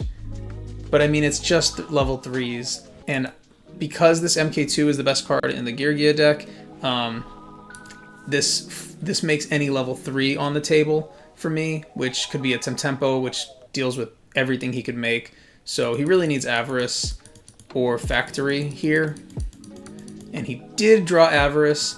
Luckily for us, we fiendished this tour guide, so he only has 5 monsters in the graveyard, so he actually has to return all of his targets for that rat.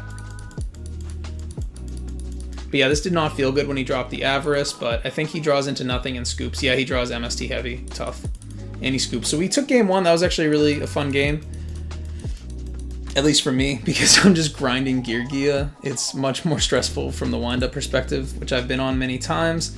So here we have a very interesting hand for Geargia. This is not a hand that sparks joy, I'm not going to lie. Axle is not the starter you want. Double Veiler is obviously strong, but if he has a Factory, this shit is so fucked up and weak.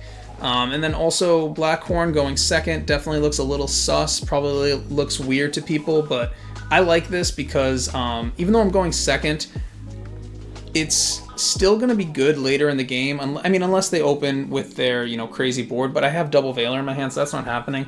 But yeah, Blackhorn, even going second is going to be great because it's better than your other cards. Like, you saw that he was able to play around that Fiendish Chain of mine, so I wasn't able to hit, like, his boat because he could have chained Rabbit.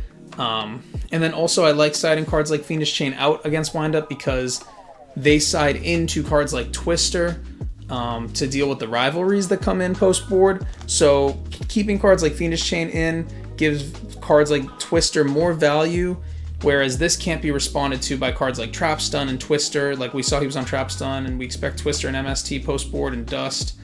So I like this Blackhorn against windups. He goes T-Set. Now this is absolutely a sign of weakness. We know that that set is a Magician because he's not siding in. He is not siding in the Snowmans into Geargia. It could be Sangan Torrential as well, but it's probably just a set Magician. He just doesn't have anything going on. So we set MST, set Blackhorn. We set the MST because we're very scared of Factory. And he flips Magician. Normal's Rat. So this looks, from my perspective, incredibly weak. Very weird that he does this. So when he did this, I was like, wow. So he must have drawn a Magician or a Shark for turn, and now he's doing this like really weak version of Magician Shark because he set the Magician. So I'm guessing now he drew a Shark for turn. Yeah, he drew a Shark for turn because he wouldn't have set a Magician if he had Shark, but he must have thought I just want to turn on my Rat, which is still weird because he didn't play a Factory, so I don't think that he has a Factory. So I just don't know why he set the Magician. And then he does reveal the Shark, which is what we were expecting. Now, again, I am feeling like he's weak because I'm obviously a much more conservative player than a lot of people. But me personally, I am not comfortable going into 2 back row. But Tim and I, like I said, we're good buddies. So Tim probably knows that me just setting cards is threatening and will keep him off of like making offensive pushes. So maybe he doesn't fully believe me about these back row, or maybe this set card is something to play through that, like a stun or a judgment. But it's definitely not stun because he would have preemptively stunned. It's possible that this is a judgment, or it's possible that he's just accepting that he loses to Torrential and that he has an MST in his hand for a rivalry. So he just goes for it. He goes for the Mad Shark play, I think, here. And in response to him activating the Wind Up Magician effect, I am going to Veiler that because I don't want him to get a rabbit on the field and banish this rat and then overlay with the shark and do all kinds of crazy stuff. Or overlay... I just don't want him to get an extra body with this Magician. I want him to overlay the shark and the Magician. Oh, he can't even overlay the Shark and the Magician because he went Shark. No, he can because he went Flip Summon Magician, Normal Rat, Special Shark. So this Shark hasn't been decreased in level yet.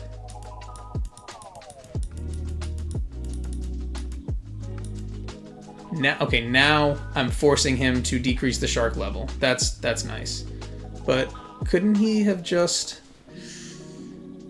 He could have just gone Magician and Shark overlay, and then he has Rat to get back the Shark. Actually, that's way better, right? He should have overlaid the Shark and the Magician, and then he can extend with Rat. Yeah, he definitely should have done that. I don't know why he went level 3. Okay, he did it because he wants his Zen mains, but then it just leaves this useless body with the Magician, and then we get huge value out of the Black Horn. He probably thought that we didn't have Warning, because we didn't warning the Magician effect. I don't know. I would have kept the Rat though, because imagine I Black Horned the Zen, like a Utopia or something, and then he has the Rat to go into his Zen mains. That would have been nicer. I would have had to use another card. But we draw into a monster. He had a Torrential set. It's weird. It's weird. I guess he wanted the monster on the field to disguise the Torrential so that he could just flip Torrential, lose his Magician, and then wrap back the Magician. I don't know. But yeah, we just hit the Torrential and make our play. We're just going to do the standard floating Gigant. Now here, I don't search. I'm pretty sure I do not search an MK2 here. Let's see, because I'm worried about a system down. So I don't want to search an MK2 that might have no effect. Yeah, exactly. So I'm worried about a system down here because we're post board and it's a crazy card versus Geargia. So I search an armor, and I also was considering, it looks like I fucked this up, but I was considering reborning an arsenal and putting an armor next to my Gigant, so that my board was Gigant plus armor. That way I can play through any one of the powerful side deck cards versus Geargia. I could play through a Dark Hole because my Gigant would float into the arsenal. I can play through a system down because my armor would be set, and I can play through a knock because I still have the Gigant up. So I was considering detaching my arsenal, reborning my arsenal, and putting an armor next to this Gigant to play through those cards. The reason why I ended up not doing it was because I felt my reborn would still get value the following turn, although definitely much less because the armor has to go face down. But we're in a relatively low resource game now because he's about to draw into 4, and I have a Veiler in my hand. But I just felt like it didn't play through Dark Hole well enough, because if he has any monster, in addition to the Dark Hole, he probably can clear my Giano. Although that monster would have to be a shark or a rabbit or a Thunder King. But yeah, I just felt like it was not enough insurance around Dark Hole, and that's why I didn't reborn the Arsenal and go for armor next to it. But I was considering that play. So he goes Rat Factory. That is just horrifying. That does not make me feel very good, because this Veiler is not that great when it's through a factory, because he's gonna get the rat search anyways and just do it again next turn. Yeah, I mean, I think it's his last rat, which is encouraging, but I mean, it is not good. It is not good. And he did have the system down. Shout out to me for not searching MK2 for this exact reason. Because I was worried he was going to banish my Giano.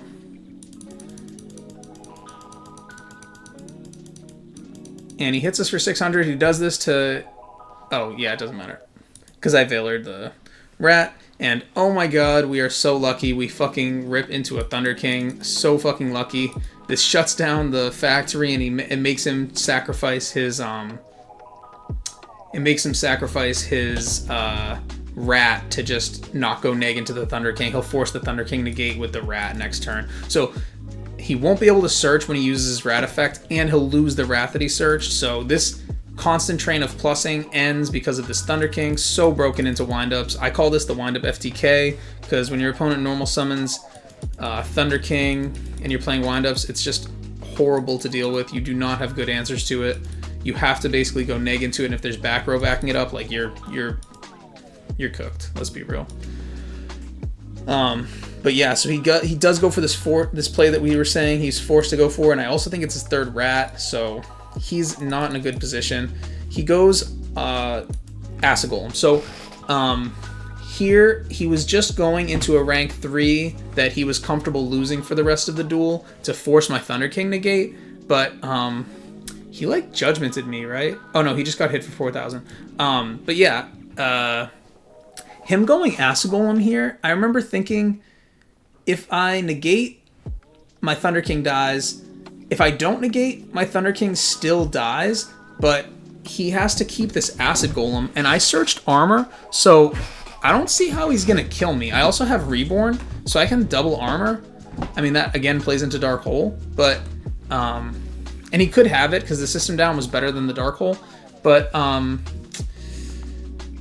so on that turn, he wouldn't have Dark Hold because he has the system down, which is better. But yeah, so I'm just like, I don't even need to negate this Acid Golem, because I want him to kill, like to like self burn with this Acid Golem. So I'm just like, okay, that's fine, because now once he puts this on the field, my objective is to just have him burn himself out, because he can't special summon while this thing is up. And then we rip MST, which is great, so now I know my play is going to go through.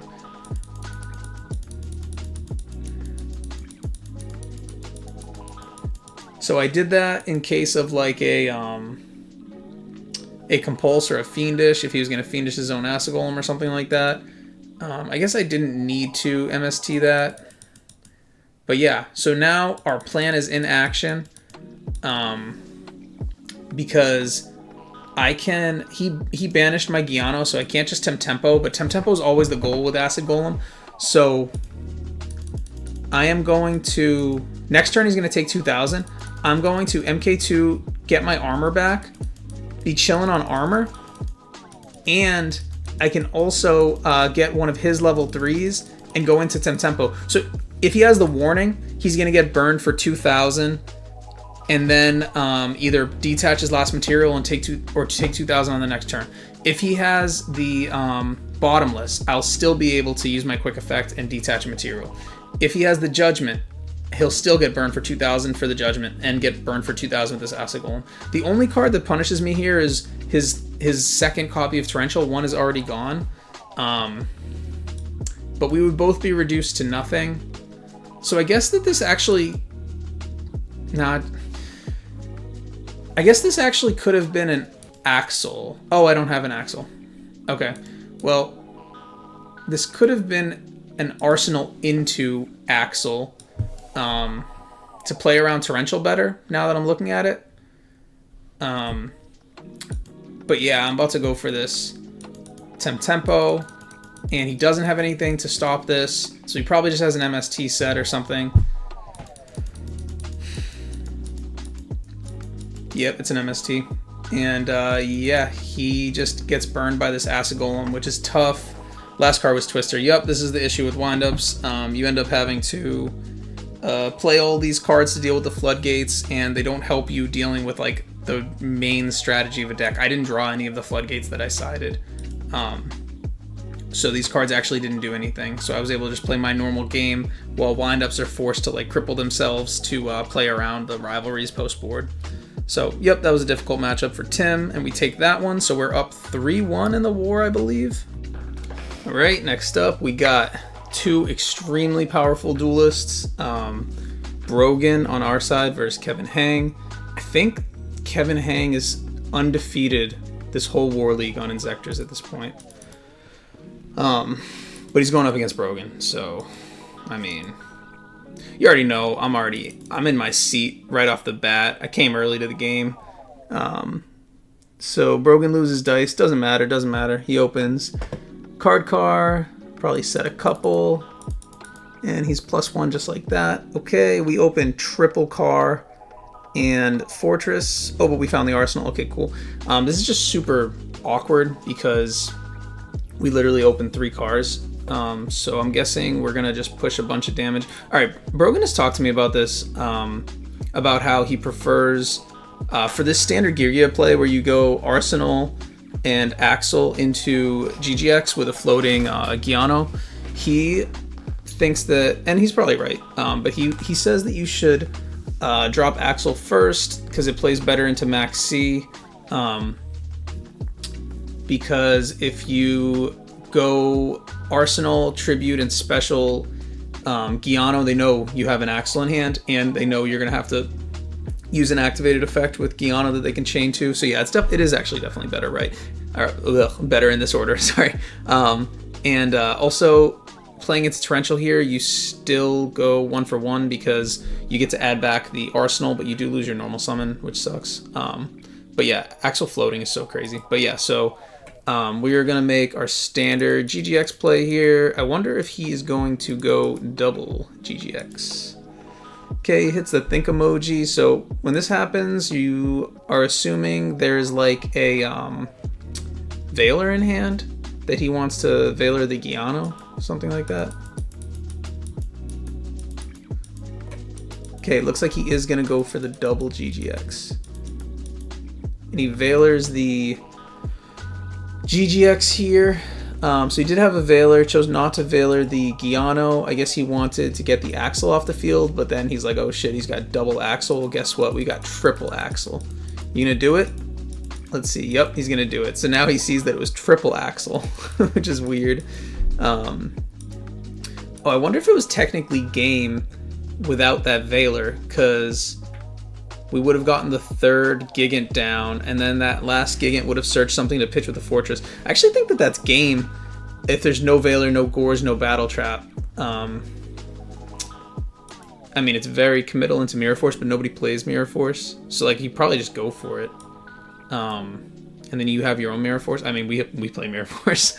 Wow. Is that game? Because it would have been Gigant. He had Gigant, and then he had... 2 Axles in his hand, right? And then, because we went Arsenal, so it was Giano, Axle with 2 more Axles in hand, so you go Gigant, Axle, search Axle, Axle, I think it was game. Yeah, I think that was lethal without the Veiler. But yeah, we searched the homie, MK2, best card, and we're floating with these Gigants, and we put early pressure, which is awesome. And we're gonna set the Mirror Force, yup, and it was an MST. So yeah, without the Veiler, he literally needed Gores to not die. And you know, this Inzektor deck does play Gores. It's one of the only decks in this format that plays Gores. Inzektors, Chaos Dragons, and bam. Right, am I missing one? It's pretty much those. Okay, so he has Centipede Sword. This is not great follow-up after the card turn, but we put this early pressure. He knows he has to clear these Gigants, and Gigant is only 23, so this Centipede can at least clear one. Ooh, and he has the Reborn.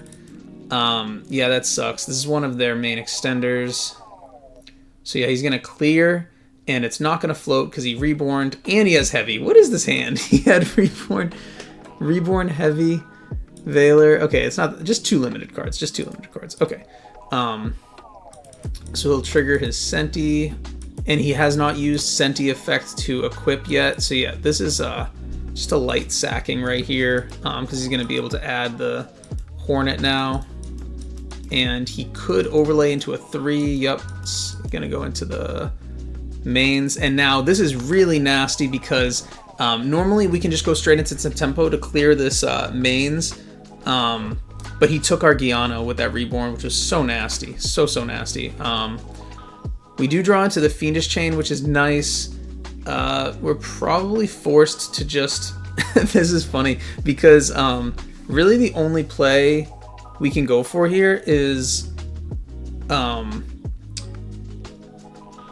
MK2, but we know he has Centipede. I'm sorry, Dragonfly. So we probably just want to go MK2 search Axel because our special Axel, because if he gets through this Fiendish Chain, he can pop our armor, and then we won't get the ad. But the armor ads are actually just Arsenal right now because we literally drew all 3 Axels in our opening hand. So our choices are put down a Fortress, which is pointless because Inzektors don't trigger Fortress, which is kind of silly because the Hornet is treated as an equip spell. So it's not being targeted by a monster effect. So it's basically just normal summon MK2 and either go into an Axel or an Arsenal into a armor, or just go into an Axel to float, because your target is going to be the Arsenal anyways.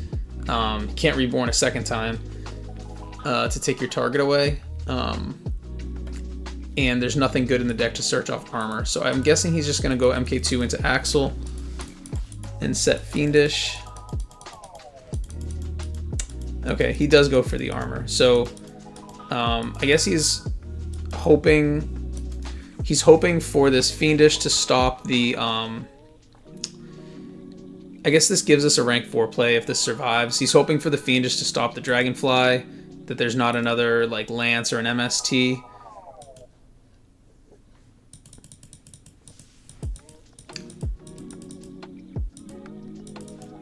Okay. So this will search and oh, this is interesting because he changed this to attack position. No, we still can't clear it. We still can't clear it. Never mind. Because he doesn't have to detach our Giano. So we just have Arsenals left in the deck. He could drop the Fortress, but there's no point. There's like no point. Oh, you know what you know what we're doing? We should definitely just go into a GGX and search the MK2 from Grave? Question mark. And then we have Compulse. Because then no, because this thing still has our Giano. So we might have to just...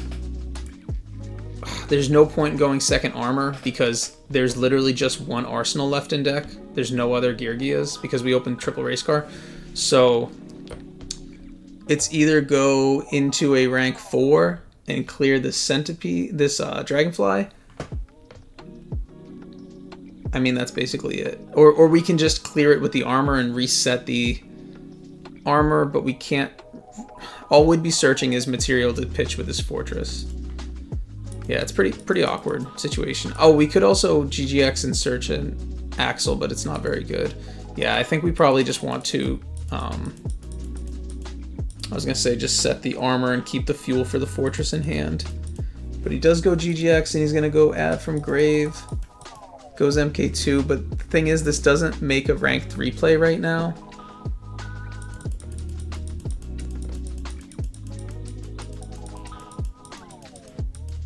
He's got tour guide.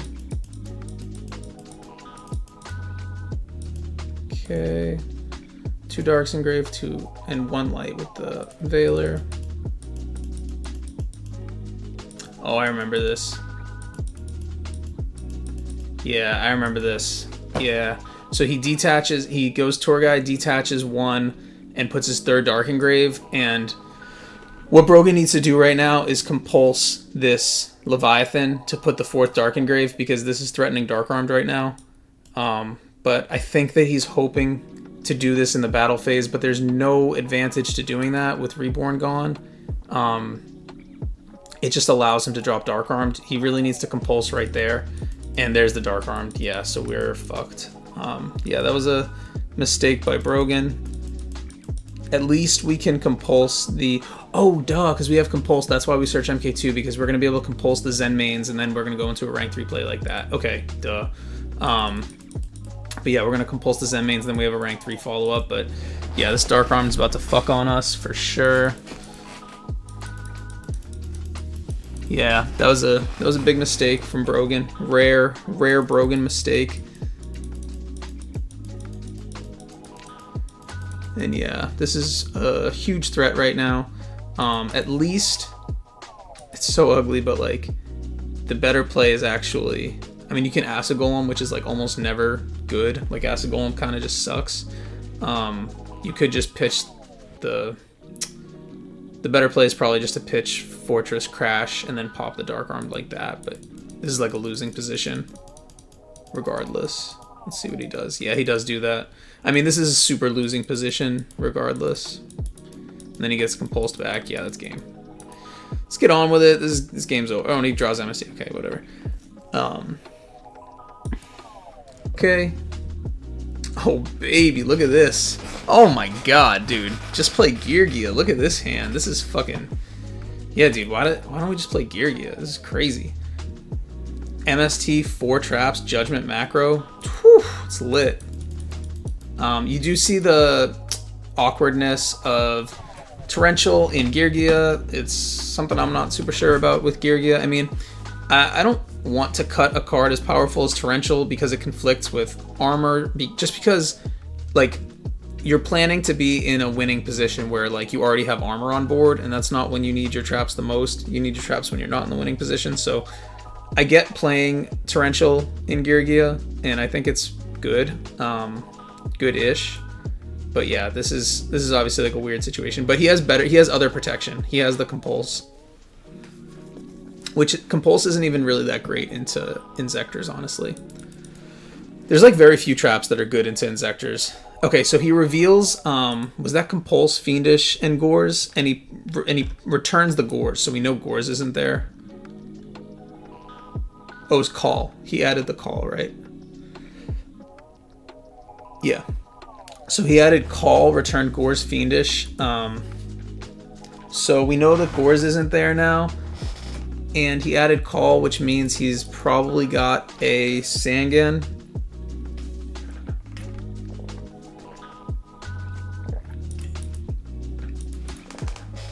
I don't think these guys play Card Trooper. So it's probably a Sangan in his hand. He sets 2. We know one of these is Call of the Haunted. And he probably has a Sangan in his hand, and he doesn't have Gores unless he card into it. We get hit with the Warning. Classic. Are we just going to space the Call Reborn? That's probably what we're thinking about. We know that this is a Call of the Haunted. Yeah. So yeah, we just space the Call Reborn. And then, are we going to be Brave? Yep. We don't have Warning, but we're confident he doesn't have the Gores. He fakes us out a little bit. So technically he could have the Gores because that's how DB always does it. You always redraw the card that you put back, and he did draw 2 off the card car. Shout out Kevin, giving us a little fake out. I like doing that too. But yeah, we reset the armor, and we have Judgment still with macro. And he has the second card car. I wonder if we compulse this and set him back, or if we just let him plus. Okay, we're just gonna let him plus. We could have compulsed that to like set him back a turn. He's at 49. So I don't even think it threatens lethal, because we'll flip the armor, special axle. We can macro so he can't Veiler us. And then we have a Judgment. So we could flip the armor, special, and then yeah, if we flip macro to play around Veiler, then we cannot special Fortress if we draw a machine. But they would probably side out Veiler against Girgia, I would think, but who knows. But yeah, okay, so we let the card through, and now we're going to hope to plus off this armor. It's unlikely he drew a second Solemn. He has a Wind Blast in the standby phase. That's actually so funny. And he did have the Sangan that we thought that he had when he searched that Call of the Haunted. Wind Blast in the standby phase is so funny. I've never seen this card in redo format, so this is so cool. Shout out Kevin. He's been cooking on Inzectors for a long time. It's pretty cool. I mean, pitching Sangan isn't great, especially because we got rid of your Call of the Haunted. But setting Girgia back a turn when they already had to set to wait for the following turn is actually really cool. Very interesting, but we have the Judgment. You already know. So we're going to Judgment that, and we're probably just going to go for game. Oh, and he did keep the Veilers in. Okay. I guess maybe Inzectors really rely on playing hand traps, because they play a really light, or he plays a really light trap lineup. So we did not preemptively macro, but we could actually compulse our armor to, yep, dodge this Veiler and then search an Axle, yep. So this would be 4,800. This actually wouldn't be lethal if we go armor, special Axle, search MK, search Girgiano, and then pitch for Fortress. But if we, oh yeah, because we can't search Gear Frame because we're using our normal summon here. I do think we should still do it and then put him at 100. Yeah, we do it, right? We don't believe about the Gores, and we put him at 100. Okay, too bad we couldn't kill him. But yeah, we put him down to 100, and we have macro. We see he also sided in a Rhino. Very interesting. We draw the Chaos Trap hole. Very cool.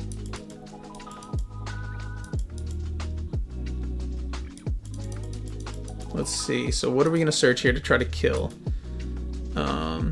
Could be an MK2, but if you search something that activates its effect on normal summon, you risk causing your Gigant to miss timing. So if you walk into like a Torrential, you get like really cooked.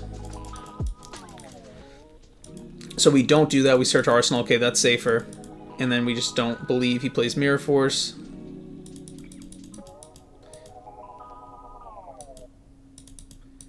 And then we macro. I don't know why we macro on attack deck here, because he's at 100 and Mystic Tomato summons an attack position if you're thinking he plays Mystic Tomato. So that wasn't necessary, but we do it anyways. Shout out Brogan. Okay, we opened double Veiler and we opened 2 pieces of armor access and a somewhat weak trap in this matchup. So this is very, very cool opening. If we draw Axle right here, then we can go straight into GGX. We draw Judgment. Okay, so we're just gonna set.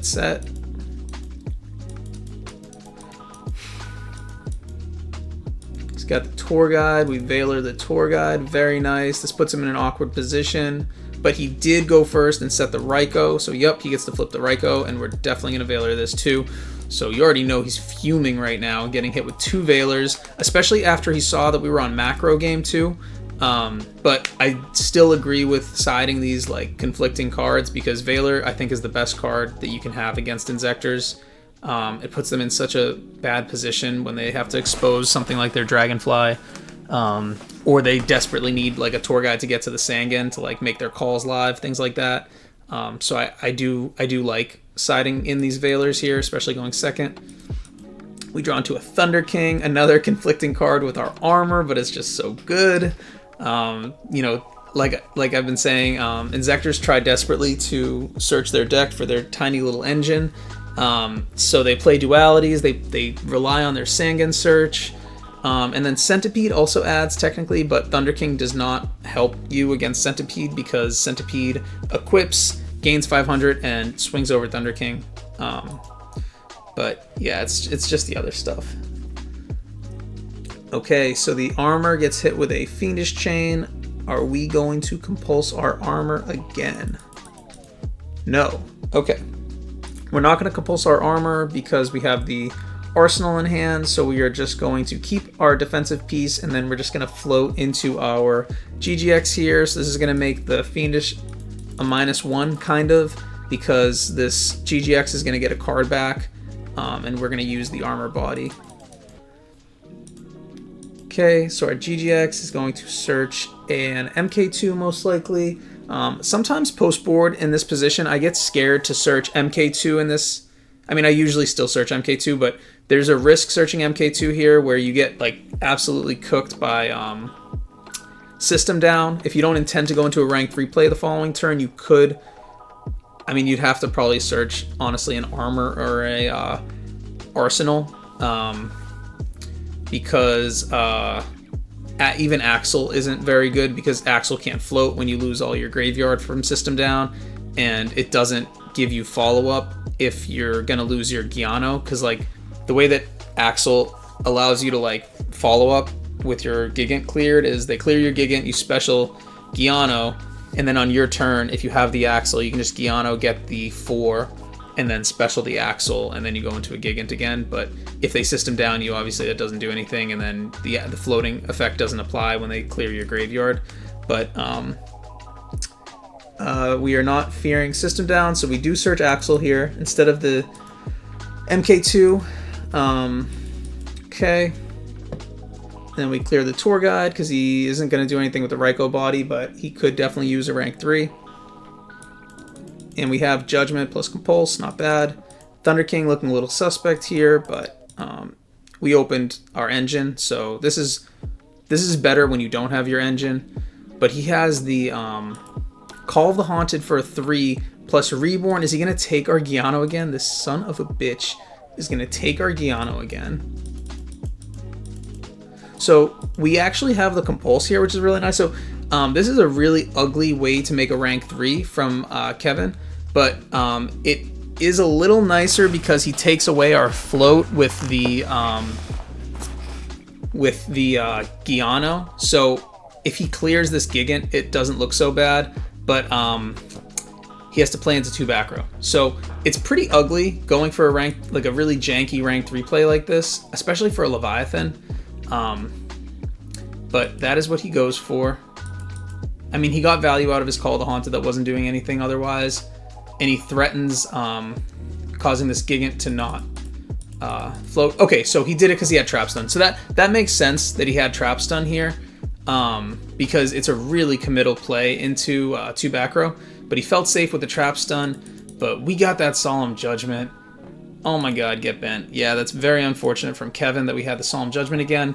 And it makes that play look so bad. And now we're going to have our Gigant searching again next turn, and we're going to draw. So we're going to go to 4 cards next turn, and 2 of them we chose. So, yeah, really, really rough. And then he sets 2. Okay, so all of a sudden he has 2 cards to set. Fucking complete lies. These are very unconvincing lies. At least one of these cards is some bullshit like a Zecticaliber or something. So I'm sure Brogan is not going to fall for this, and he's going to play right into those back row. There's no way he's telling the truth. He's just in a weak position, and he's trying to stop us from going all in. Search another Axel, so we are going to bring down the Thunder King. Interesting, bring down the Thunder King. I wonder why. I wonder if he's thinking... Oh no, there's no Sangan, because I was going to say he's fearing like Call the Haunted for Sangan. So I guess he just wants to cut him off from like a duality as well as like a top deck tour guide to go into a... Oh, I bet, you know what? I think Brogan is traumatized by BLS. So I bet he put this Thunder King down because he doesn't want to lose to BLS when he puts the Rhino in the graveyard. Very commendable, because I've lost many Tengu format matches to BLS. Very annoying card. He sets a 5th back row now, and this is 42. He's at 44. I say just fucking go for it. Yep, this is floating right now, so just fucking swing for game. Yep, I like this.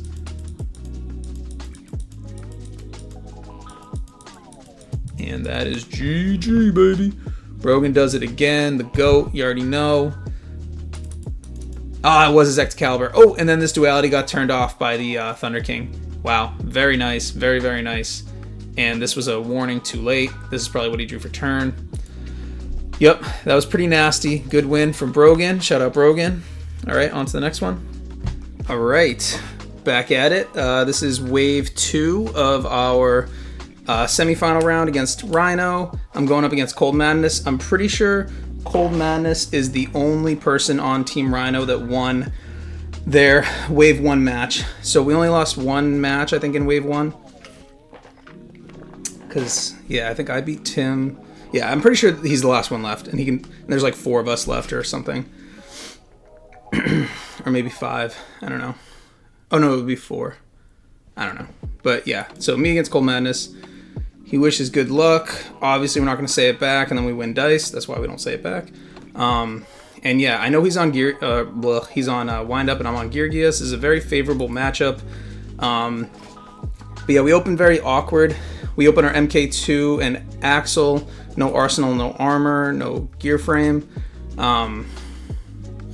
So yeah, we're not going to start with Armor, but that's okay. We can't really set these cards because...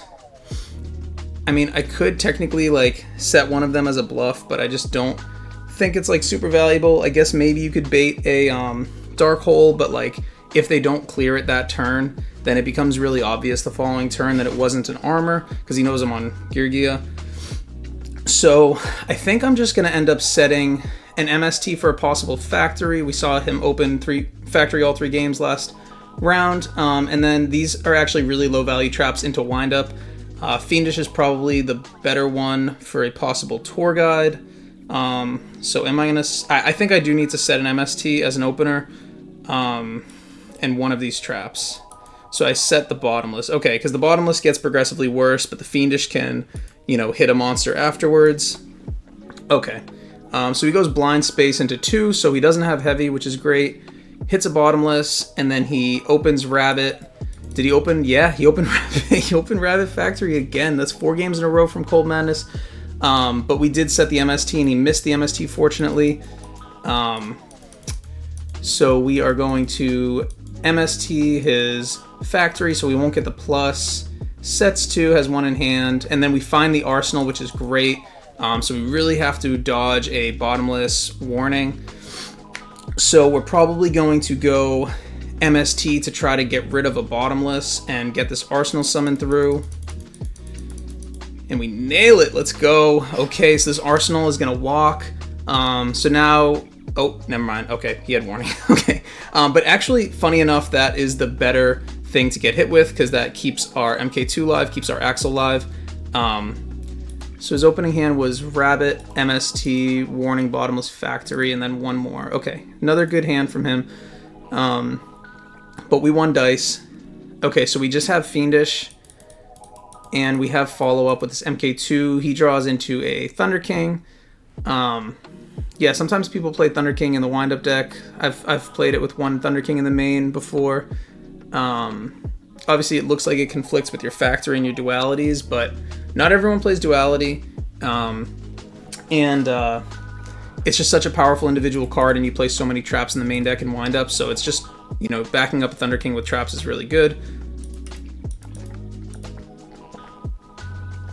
Okay, so we draw into a Fortress. So here we could... This is an interesting position. So we can force a Thunder King negate by going normal summon MK2, special Arsenal, tribute, special Giano, and then overlay into 3. And we could even drop the Axle when we do it so that we're floating.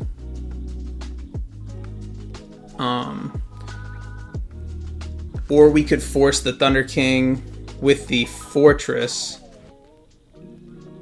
And then, oh man, you know what would be really nice? I don't know what I do, but I don't think I do this, but I actually could just go pitch special Fortress, force the Thunder King negate, and then MK2, get back, Arsenal, go into Giano, and then go into Leviair, swing into the Rabbit. So that would make it Leviair plus Fiendish to 1 card, top decking into 2. That actually is a pretty good position, but I don't think I do that. I think I was thinking for a while about this. So I gave it 30 seconds, and then I do it this way. Okay. So it looks like I'd prefer to stick my... Oh, I'm going to go into an armor. Okay. Looks like I want to do that the following turn, but I give him a chance to draw a back row here. Yeah, I actually think that the play that I said is better than this. I know that armor is hard to deal with. I'm hoping that I can Fiendish this Thunder King, but you never really like Fiendishing the Thunder King and then playing into it, because if I Fiendish the Thunder King and then get my armor search off, then he can still tribute it if I wanted to go for like an XYZ play or a Fortress. All right, I was rudely interrupted right there. Where were we? Pretty sure I was just talking about how I misplayed and could have just ended with... So I chose this end board with... I mean, this guy's going to die. This is not even here. Axle, Fortress, Fiendish, Armor. And not making my play into no back row, which I could have done. I would have ended with Leviair plus Fiendish, and he would have just had these 2 cards in his hand. He would have lost his board. I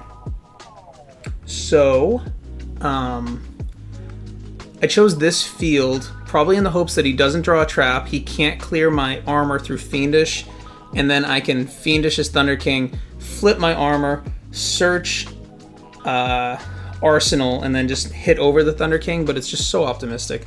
I don't think it was the right play. I think that was a misplay. So what is he gonna do?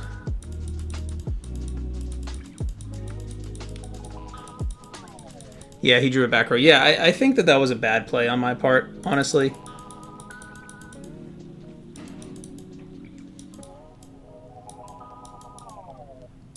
So now this is a bad play into a Torrential. I lose everything into Torrential right here. But I think I didn't want to like Fiendish his Thunder King, flip my armor, and then special Fortress, and then give him... Yeah, man, these are not good plays. But yeah, I didn't want to like Fiendish his Thunder King, flip armor, search Arsenal, and then but I could have just Fiendished, flipped, search Arsenal, special Axle, and then swung into this back row. Yeah, I don't think I played this well. I think this was really, really badly played by me. So now I'm gonna flip the armor, and it looks like I am gonna play into that back row into, well, 1 warning is already gone. I could have just set the armor back down though. I could just set the armor back down here. Okay, but that goes through, that walks, that's pretty good. Okay, so this back row is not active. Seems like a MST. I set checking for MST and it's not. So yeah, I'm not sure what this could have been. Could be a set duality bluff, but I don't think I've seen Cold Madness really set bluffs. He draws into a Magician. Okay, I think I decided to Fiendish this. Yeah, so I fiendish this. I could have let him go into a rank 4 and fiendish that. I don't think it's necessarily any better. Oh, and he had a trap stun. Okay. He had a trap stun anyways, so he's going to go into a 4. He's going to go stroke, I guess in case of a mirror force or a lance.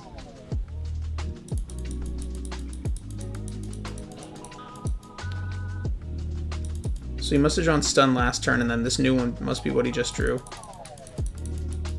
And then he draws the judgment. Okay. Yeah, I really think that this is my own fault. And then I have the dark hole, but he has a stroke, so... And I drew the Veiler too late. Veiler is very good against windups, obviously, but I drew it. It's like my 12th card. I would have died if I didn't set it there. This is useless to dark hole this board, and then I draw dust. Yeah, I think that this was completely my own fault, this loss. I think I had this one. I have a good matchup into windup, obviously. But yeah, we lose that one. Yeah, that was... I wonder what I was thinking. Yeah, I really think I need to make that play when there's no back row there. So, sloppy play from me.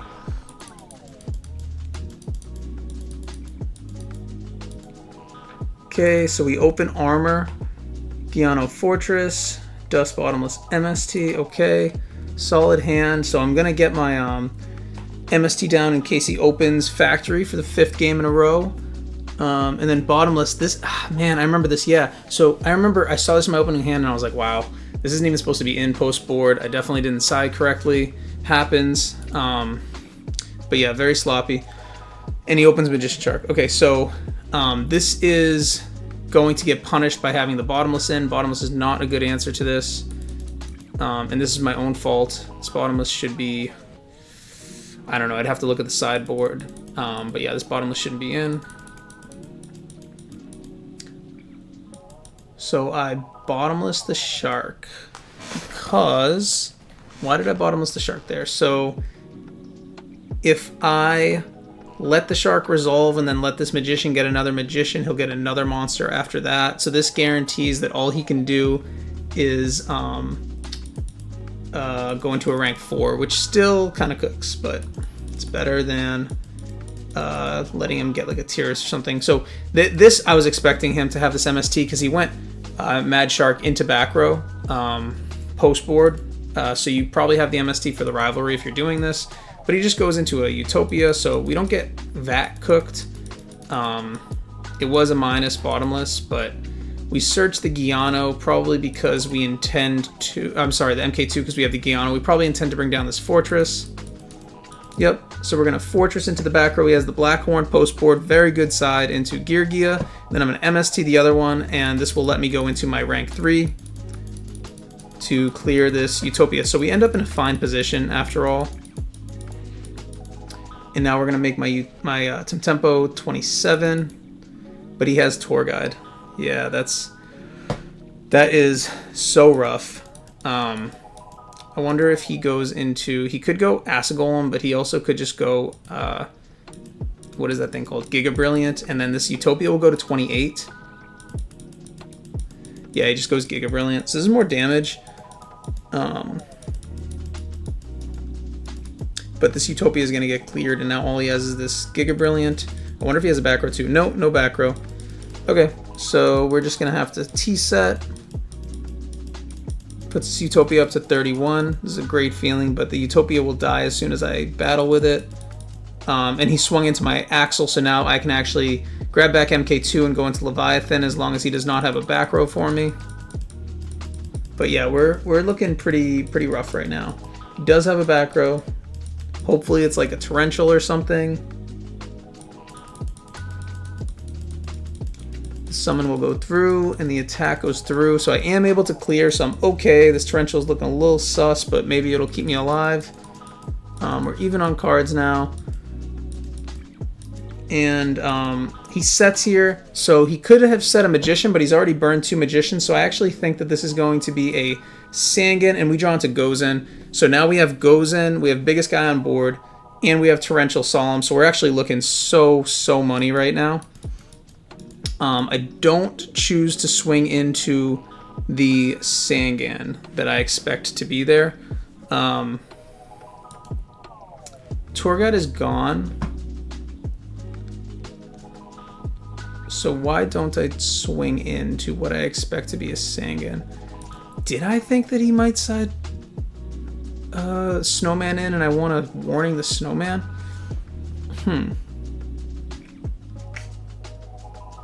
I think that it's a Sangan. Oh, so I think that I'm scared he has like a shark, but he's down 2 magicians and a shark. Or a rat. Yeah, so I don't know. I definitely could have swung right there, honestly. But it's a stun. So he had... I know he just plays 1 trap stun, and he drew the trap stun both games, and now he's going to stun and go off. He flips the Snowman. I don't think I was expecting it to be a Snowman. I don't know why I didn't swing there. I can't do anything because he stunned me.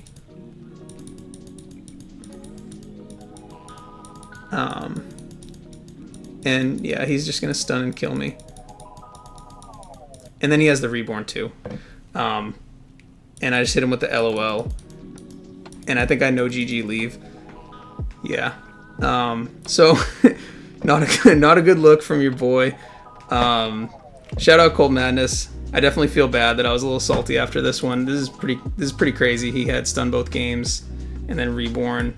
But so it goes. He can't get through this without trap stun. And I know that he just has 1 trap stun both games, but it happens. Definitely did not mean to act like a bitch at the end of this one, but you know, we move on. It's not a big deal. I don't have any problem with Cold Madness at all. All right, on to the next one. So this is technically wave 3, I guess. It's just Cold Madness versus we have a couple guys left. Brogan, Marcus. I think we also have Airmill and Ghost Rider. But yeah, so Brogan is up next against Cold Madness. Cold Madness just cooked me on windups. And we have Brogan on Gear Gia. So this is actually the same. I think Brogan and I entered on... I don't remember if we have the exact same list or it's... I mean, we're both just playing Gear Gia. I feel like we have the same list, actually. And Brogan wins the dice, hits him with the bad luck, don't have fun. Shout out Brogan, love to see it. And we open no armor access again. But we have Storm and Valor. Warning Torrential. Yeah, I mean, it's a good hand outside of the no armor access. So Brogan takes a similar approach to me. Puts down the space. Ooh, and we get stormed. Yeah, puts down the space in case of a factory. But we get stormed. But we do have the Valor for that tour guide, which is good. And we do have the Storm back. Yep, Storm back into 2. And we find the armor. All right, this is amazing. Yeah, we just storm him back. Armor, clear tour guide set. Yeah, I was wondering actually why he led with the warning.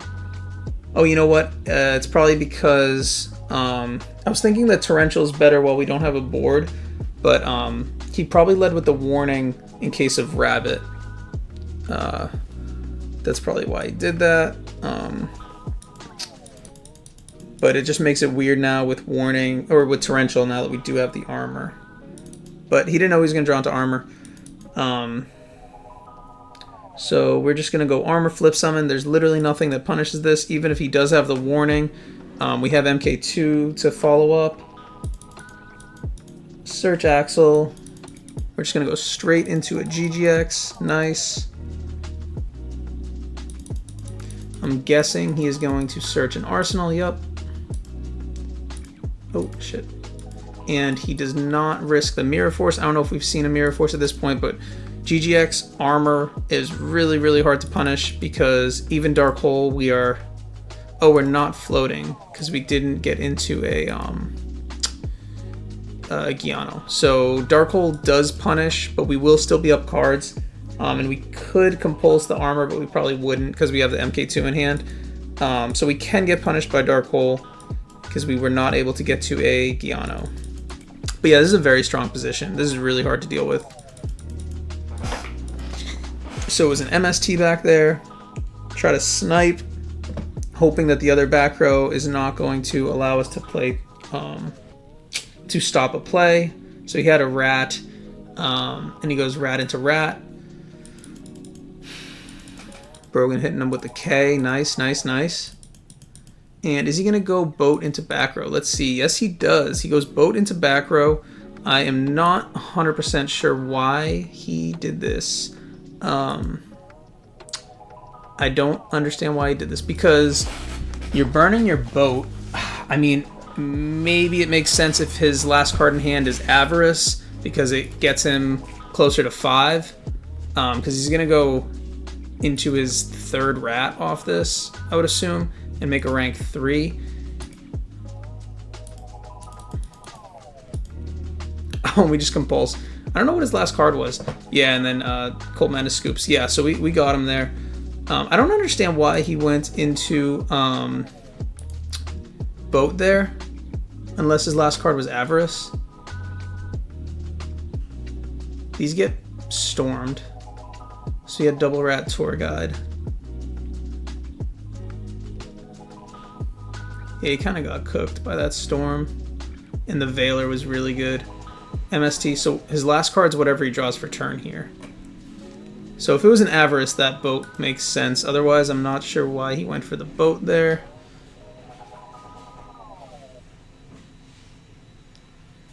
Sorry, you guys are having to rewatch this. I'm just curious why he went boat. He has Sangan. Yeah, so I don't understand the boat there, because you're just burning your boat, and you're just gonna make a rank 3 anyways. Like, the boat's gonna get cleared no matter what by this armor flipping. So, yeah, the boat didn't make sense there, but it's okay.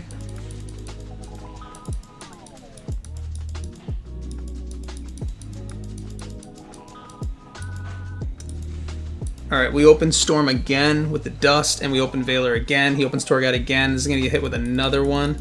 Oh yeah, just drop it. What are we doing? Yep, Veiler him. Okay, that doesn't feel good. And he only has 1. So are we going to Storm? Yes, we do. Fiendish, not very good against Geargia. And then we decided to Storm to guarantee our play gets through. Bottomless would punish us really hard. Bottomless also isn't that great against Geargia. But yeah, we just want to guarantee we get our floating GGX here. And then I'm sure we're just going to set 2.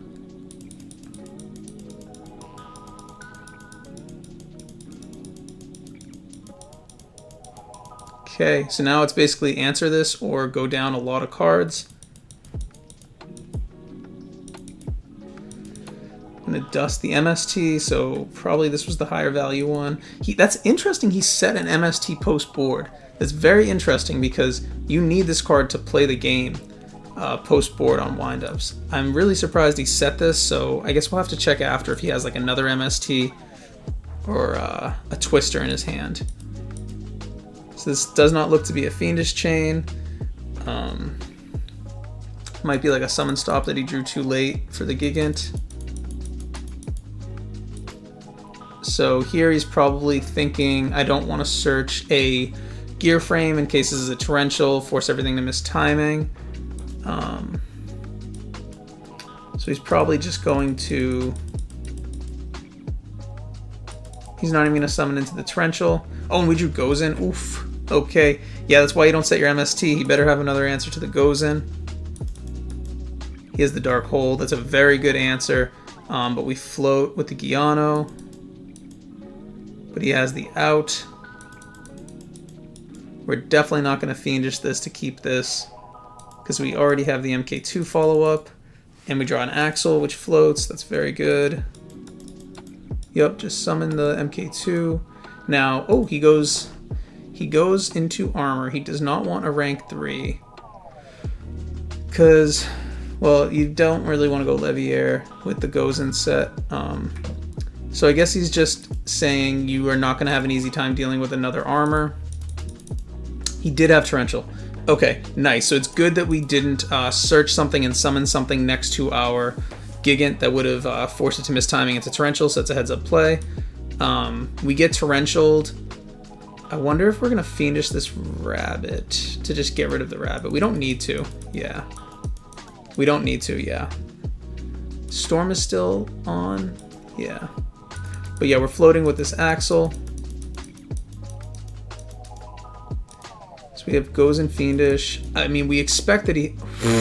What the fuck is this? why. I don't know why this is here. Okay, he summons Hunter. Okay, I don't understand that at all.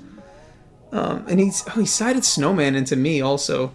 Yeah, I'm not fully understanding the side strats here. Oh,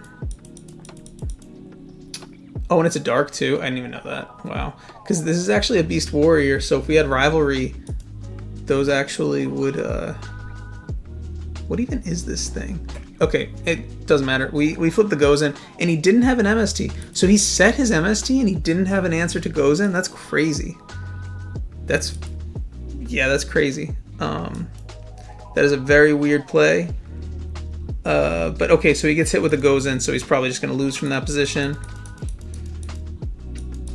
Oh, this is the worst feeling in the world when you're on the wind-up side, getting bullied by an Axel swinging into your armor because Axel threatens the float. If he had another Torrential, he actually could go -1 with the Torrential. Yeah, it's tough. It's tough. Yeah, this is a tough position for Cold Madness. We're in a winning position here. I'm sure we're going to set this book. Yup. Book is great post-board. We saw he's on Trap Stun. Got Reborn again. And he goes for RGGX. Interesting, because that still floats for us. But he's under Gozen, so he did have to go for an Earth, and that was the biggest Earth.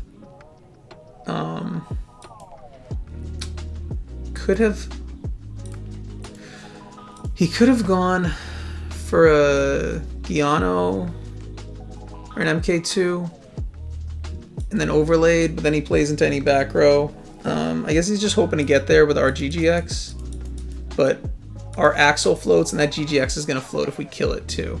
Do we have a... No, we don't have a dust. Okay, so he's just hoping to get there with whatever traps he has left. We draw the warning too late, classic. So we're not going to play into this back row. We're just going to chill on Giano. So I actually probably would have crashed into this rabbit because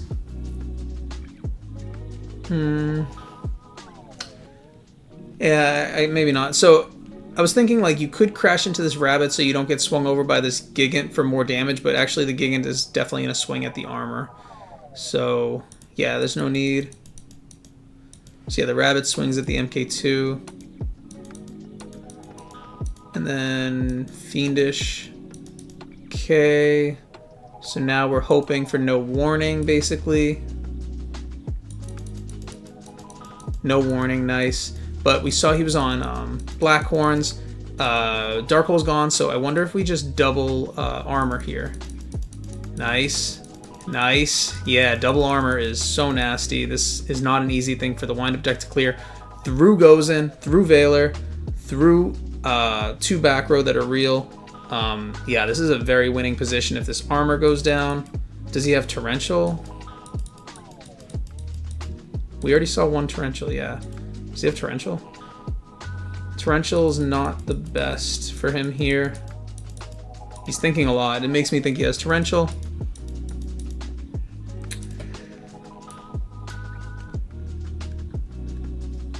Yeah, he's giving this one quite the think. Yeah, he has Torrential. Okay, so he's going to Torrential, and he's going to give up his Rabbit to make our Gigant miss timing. So this is a full board clear, but I mean, you didn't even... If you just didn't get the Gigant, I guess that's not fair, because then you wouldn't be able to swing over armor. If he didn't get the Gigant, he wouldn't have to do this in a way that makes the Gigant miss timing. But then he wouldn't have been able to attack over the armor. So I guess I see why he was forced into that position. So yeah, that's it looks bad, but actually look at the position now. He has a chance to win from that play. If he just goes Rabbit beat down, yeah. We're gonna warning this. Yeah, because it's just too much damage. We're too low. We need to find a monster. We find Fortress. I don't love this card. Does he find... Wow, he finds another monster. That's crazy. We got Valor though. Yeah, that's crazy. Found Shark straight into Rat. He only has... Maybe he has 16 monsters because of the Hunter.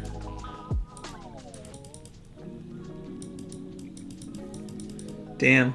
Is this Rat gonna get him there? Another goes in. If he draws a monster, we lose. Go down to 100. This is crazy. I don't remember this at all. This match is from a while ago.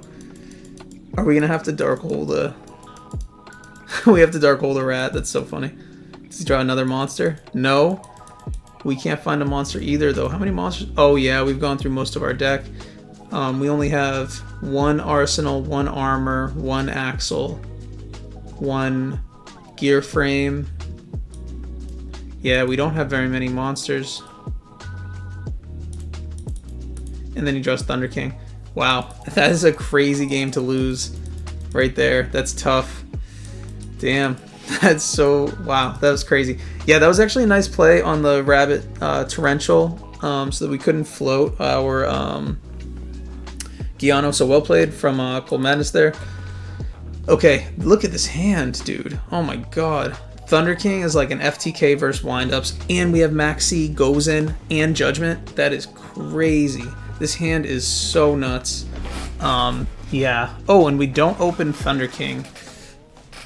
I guess we don't like the Thunder King with Goes In. So I guess we're just gonna give him the minimum amount of time to have a Nobleman of Crossout. He opens Factory again. I think this is 5 out of 6 games now. Factory, Magician, Shark, but he's going into 3 back row post board.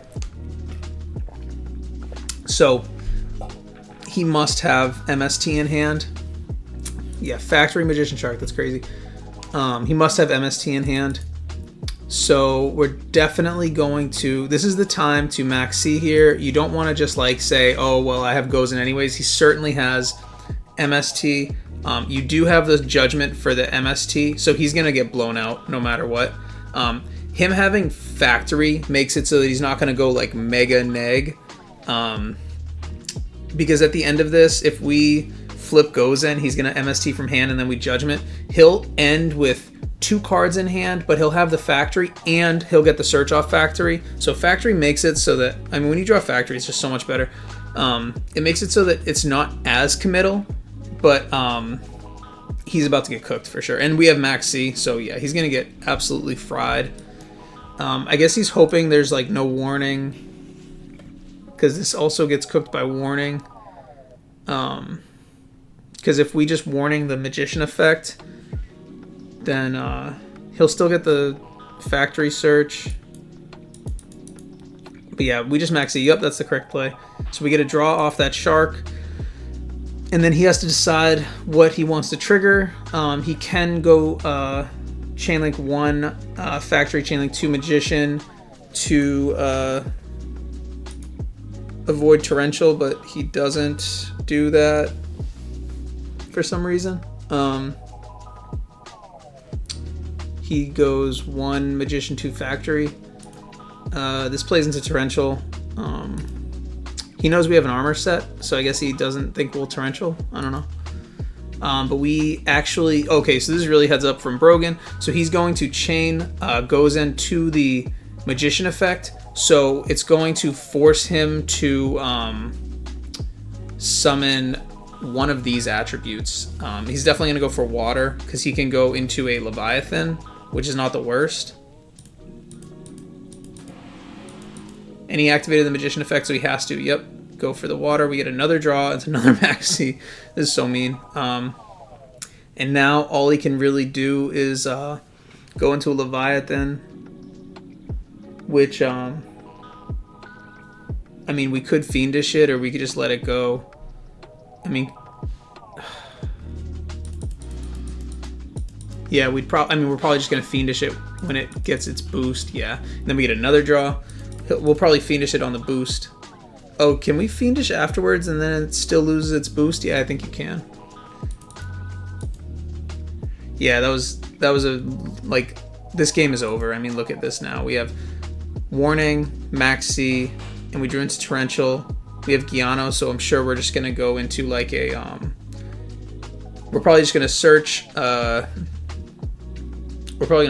Axle, Special Axle, go into GGX, search for Gear Frame, Special Fortress, and then kill him in 2 turns. That's what I'm guessing we're doing.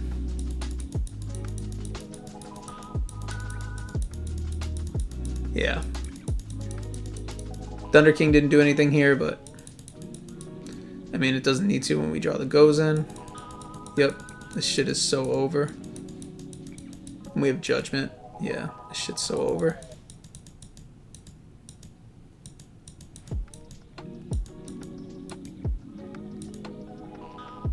Oh, and we equip so we don't Torrential. Yeah, we could have set that. I mean, we don't really want a Torrential. And that's game. He must have already had MST in hand when he didn't even... Wait, hold on. He didn't even have MST. So he was always going to get cooked by Gozen there. He didn't even have MST. Did he just have to do it? Yeah,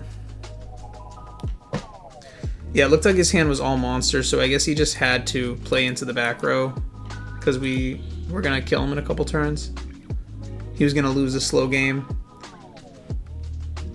He opened Mad Shark Factory. If he was going first this hand, whew, I guess he gets cooked by the Gozen flip anyways, but because it's Gozen and not Rivalry, he would have been able to keep his Pap and Shockmaster.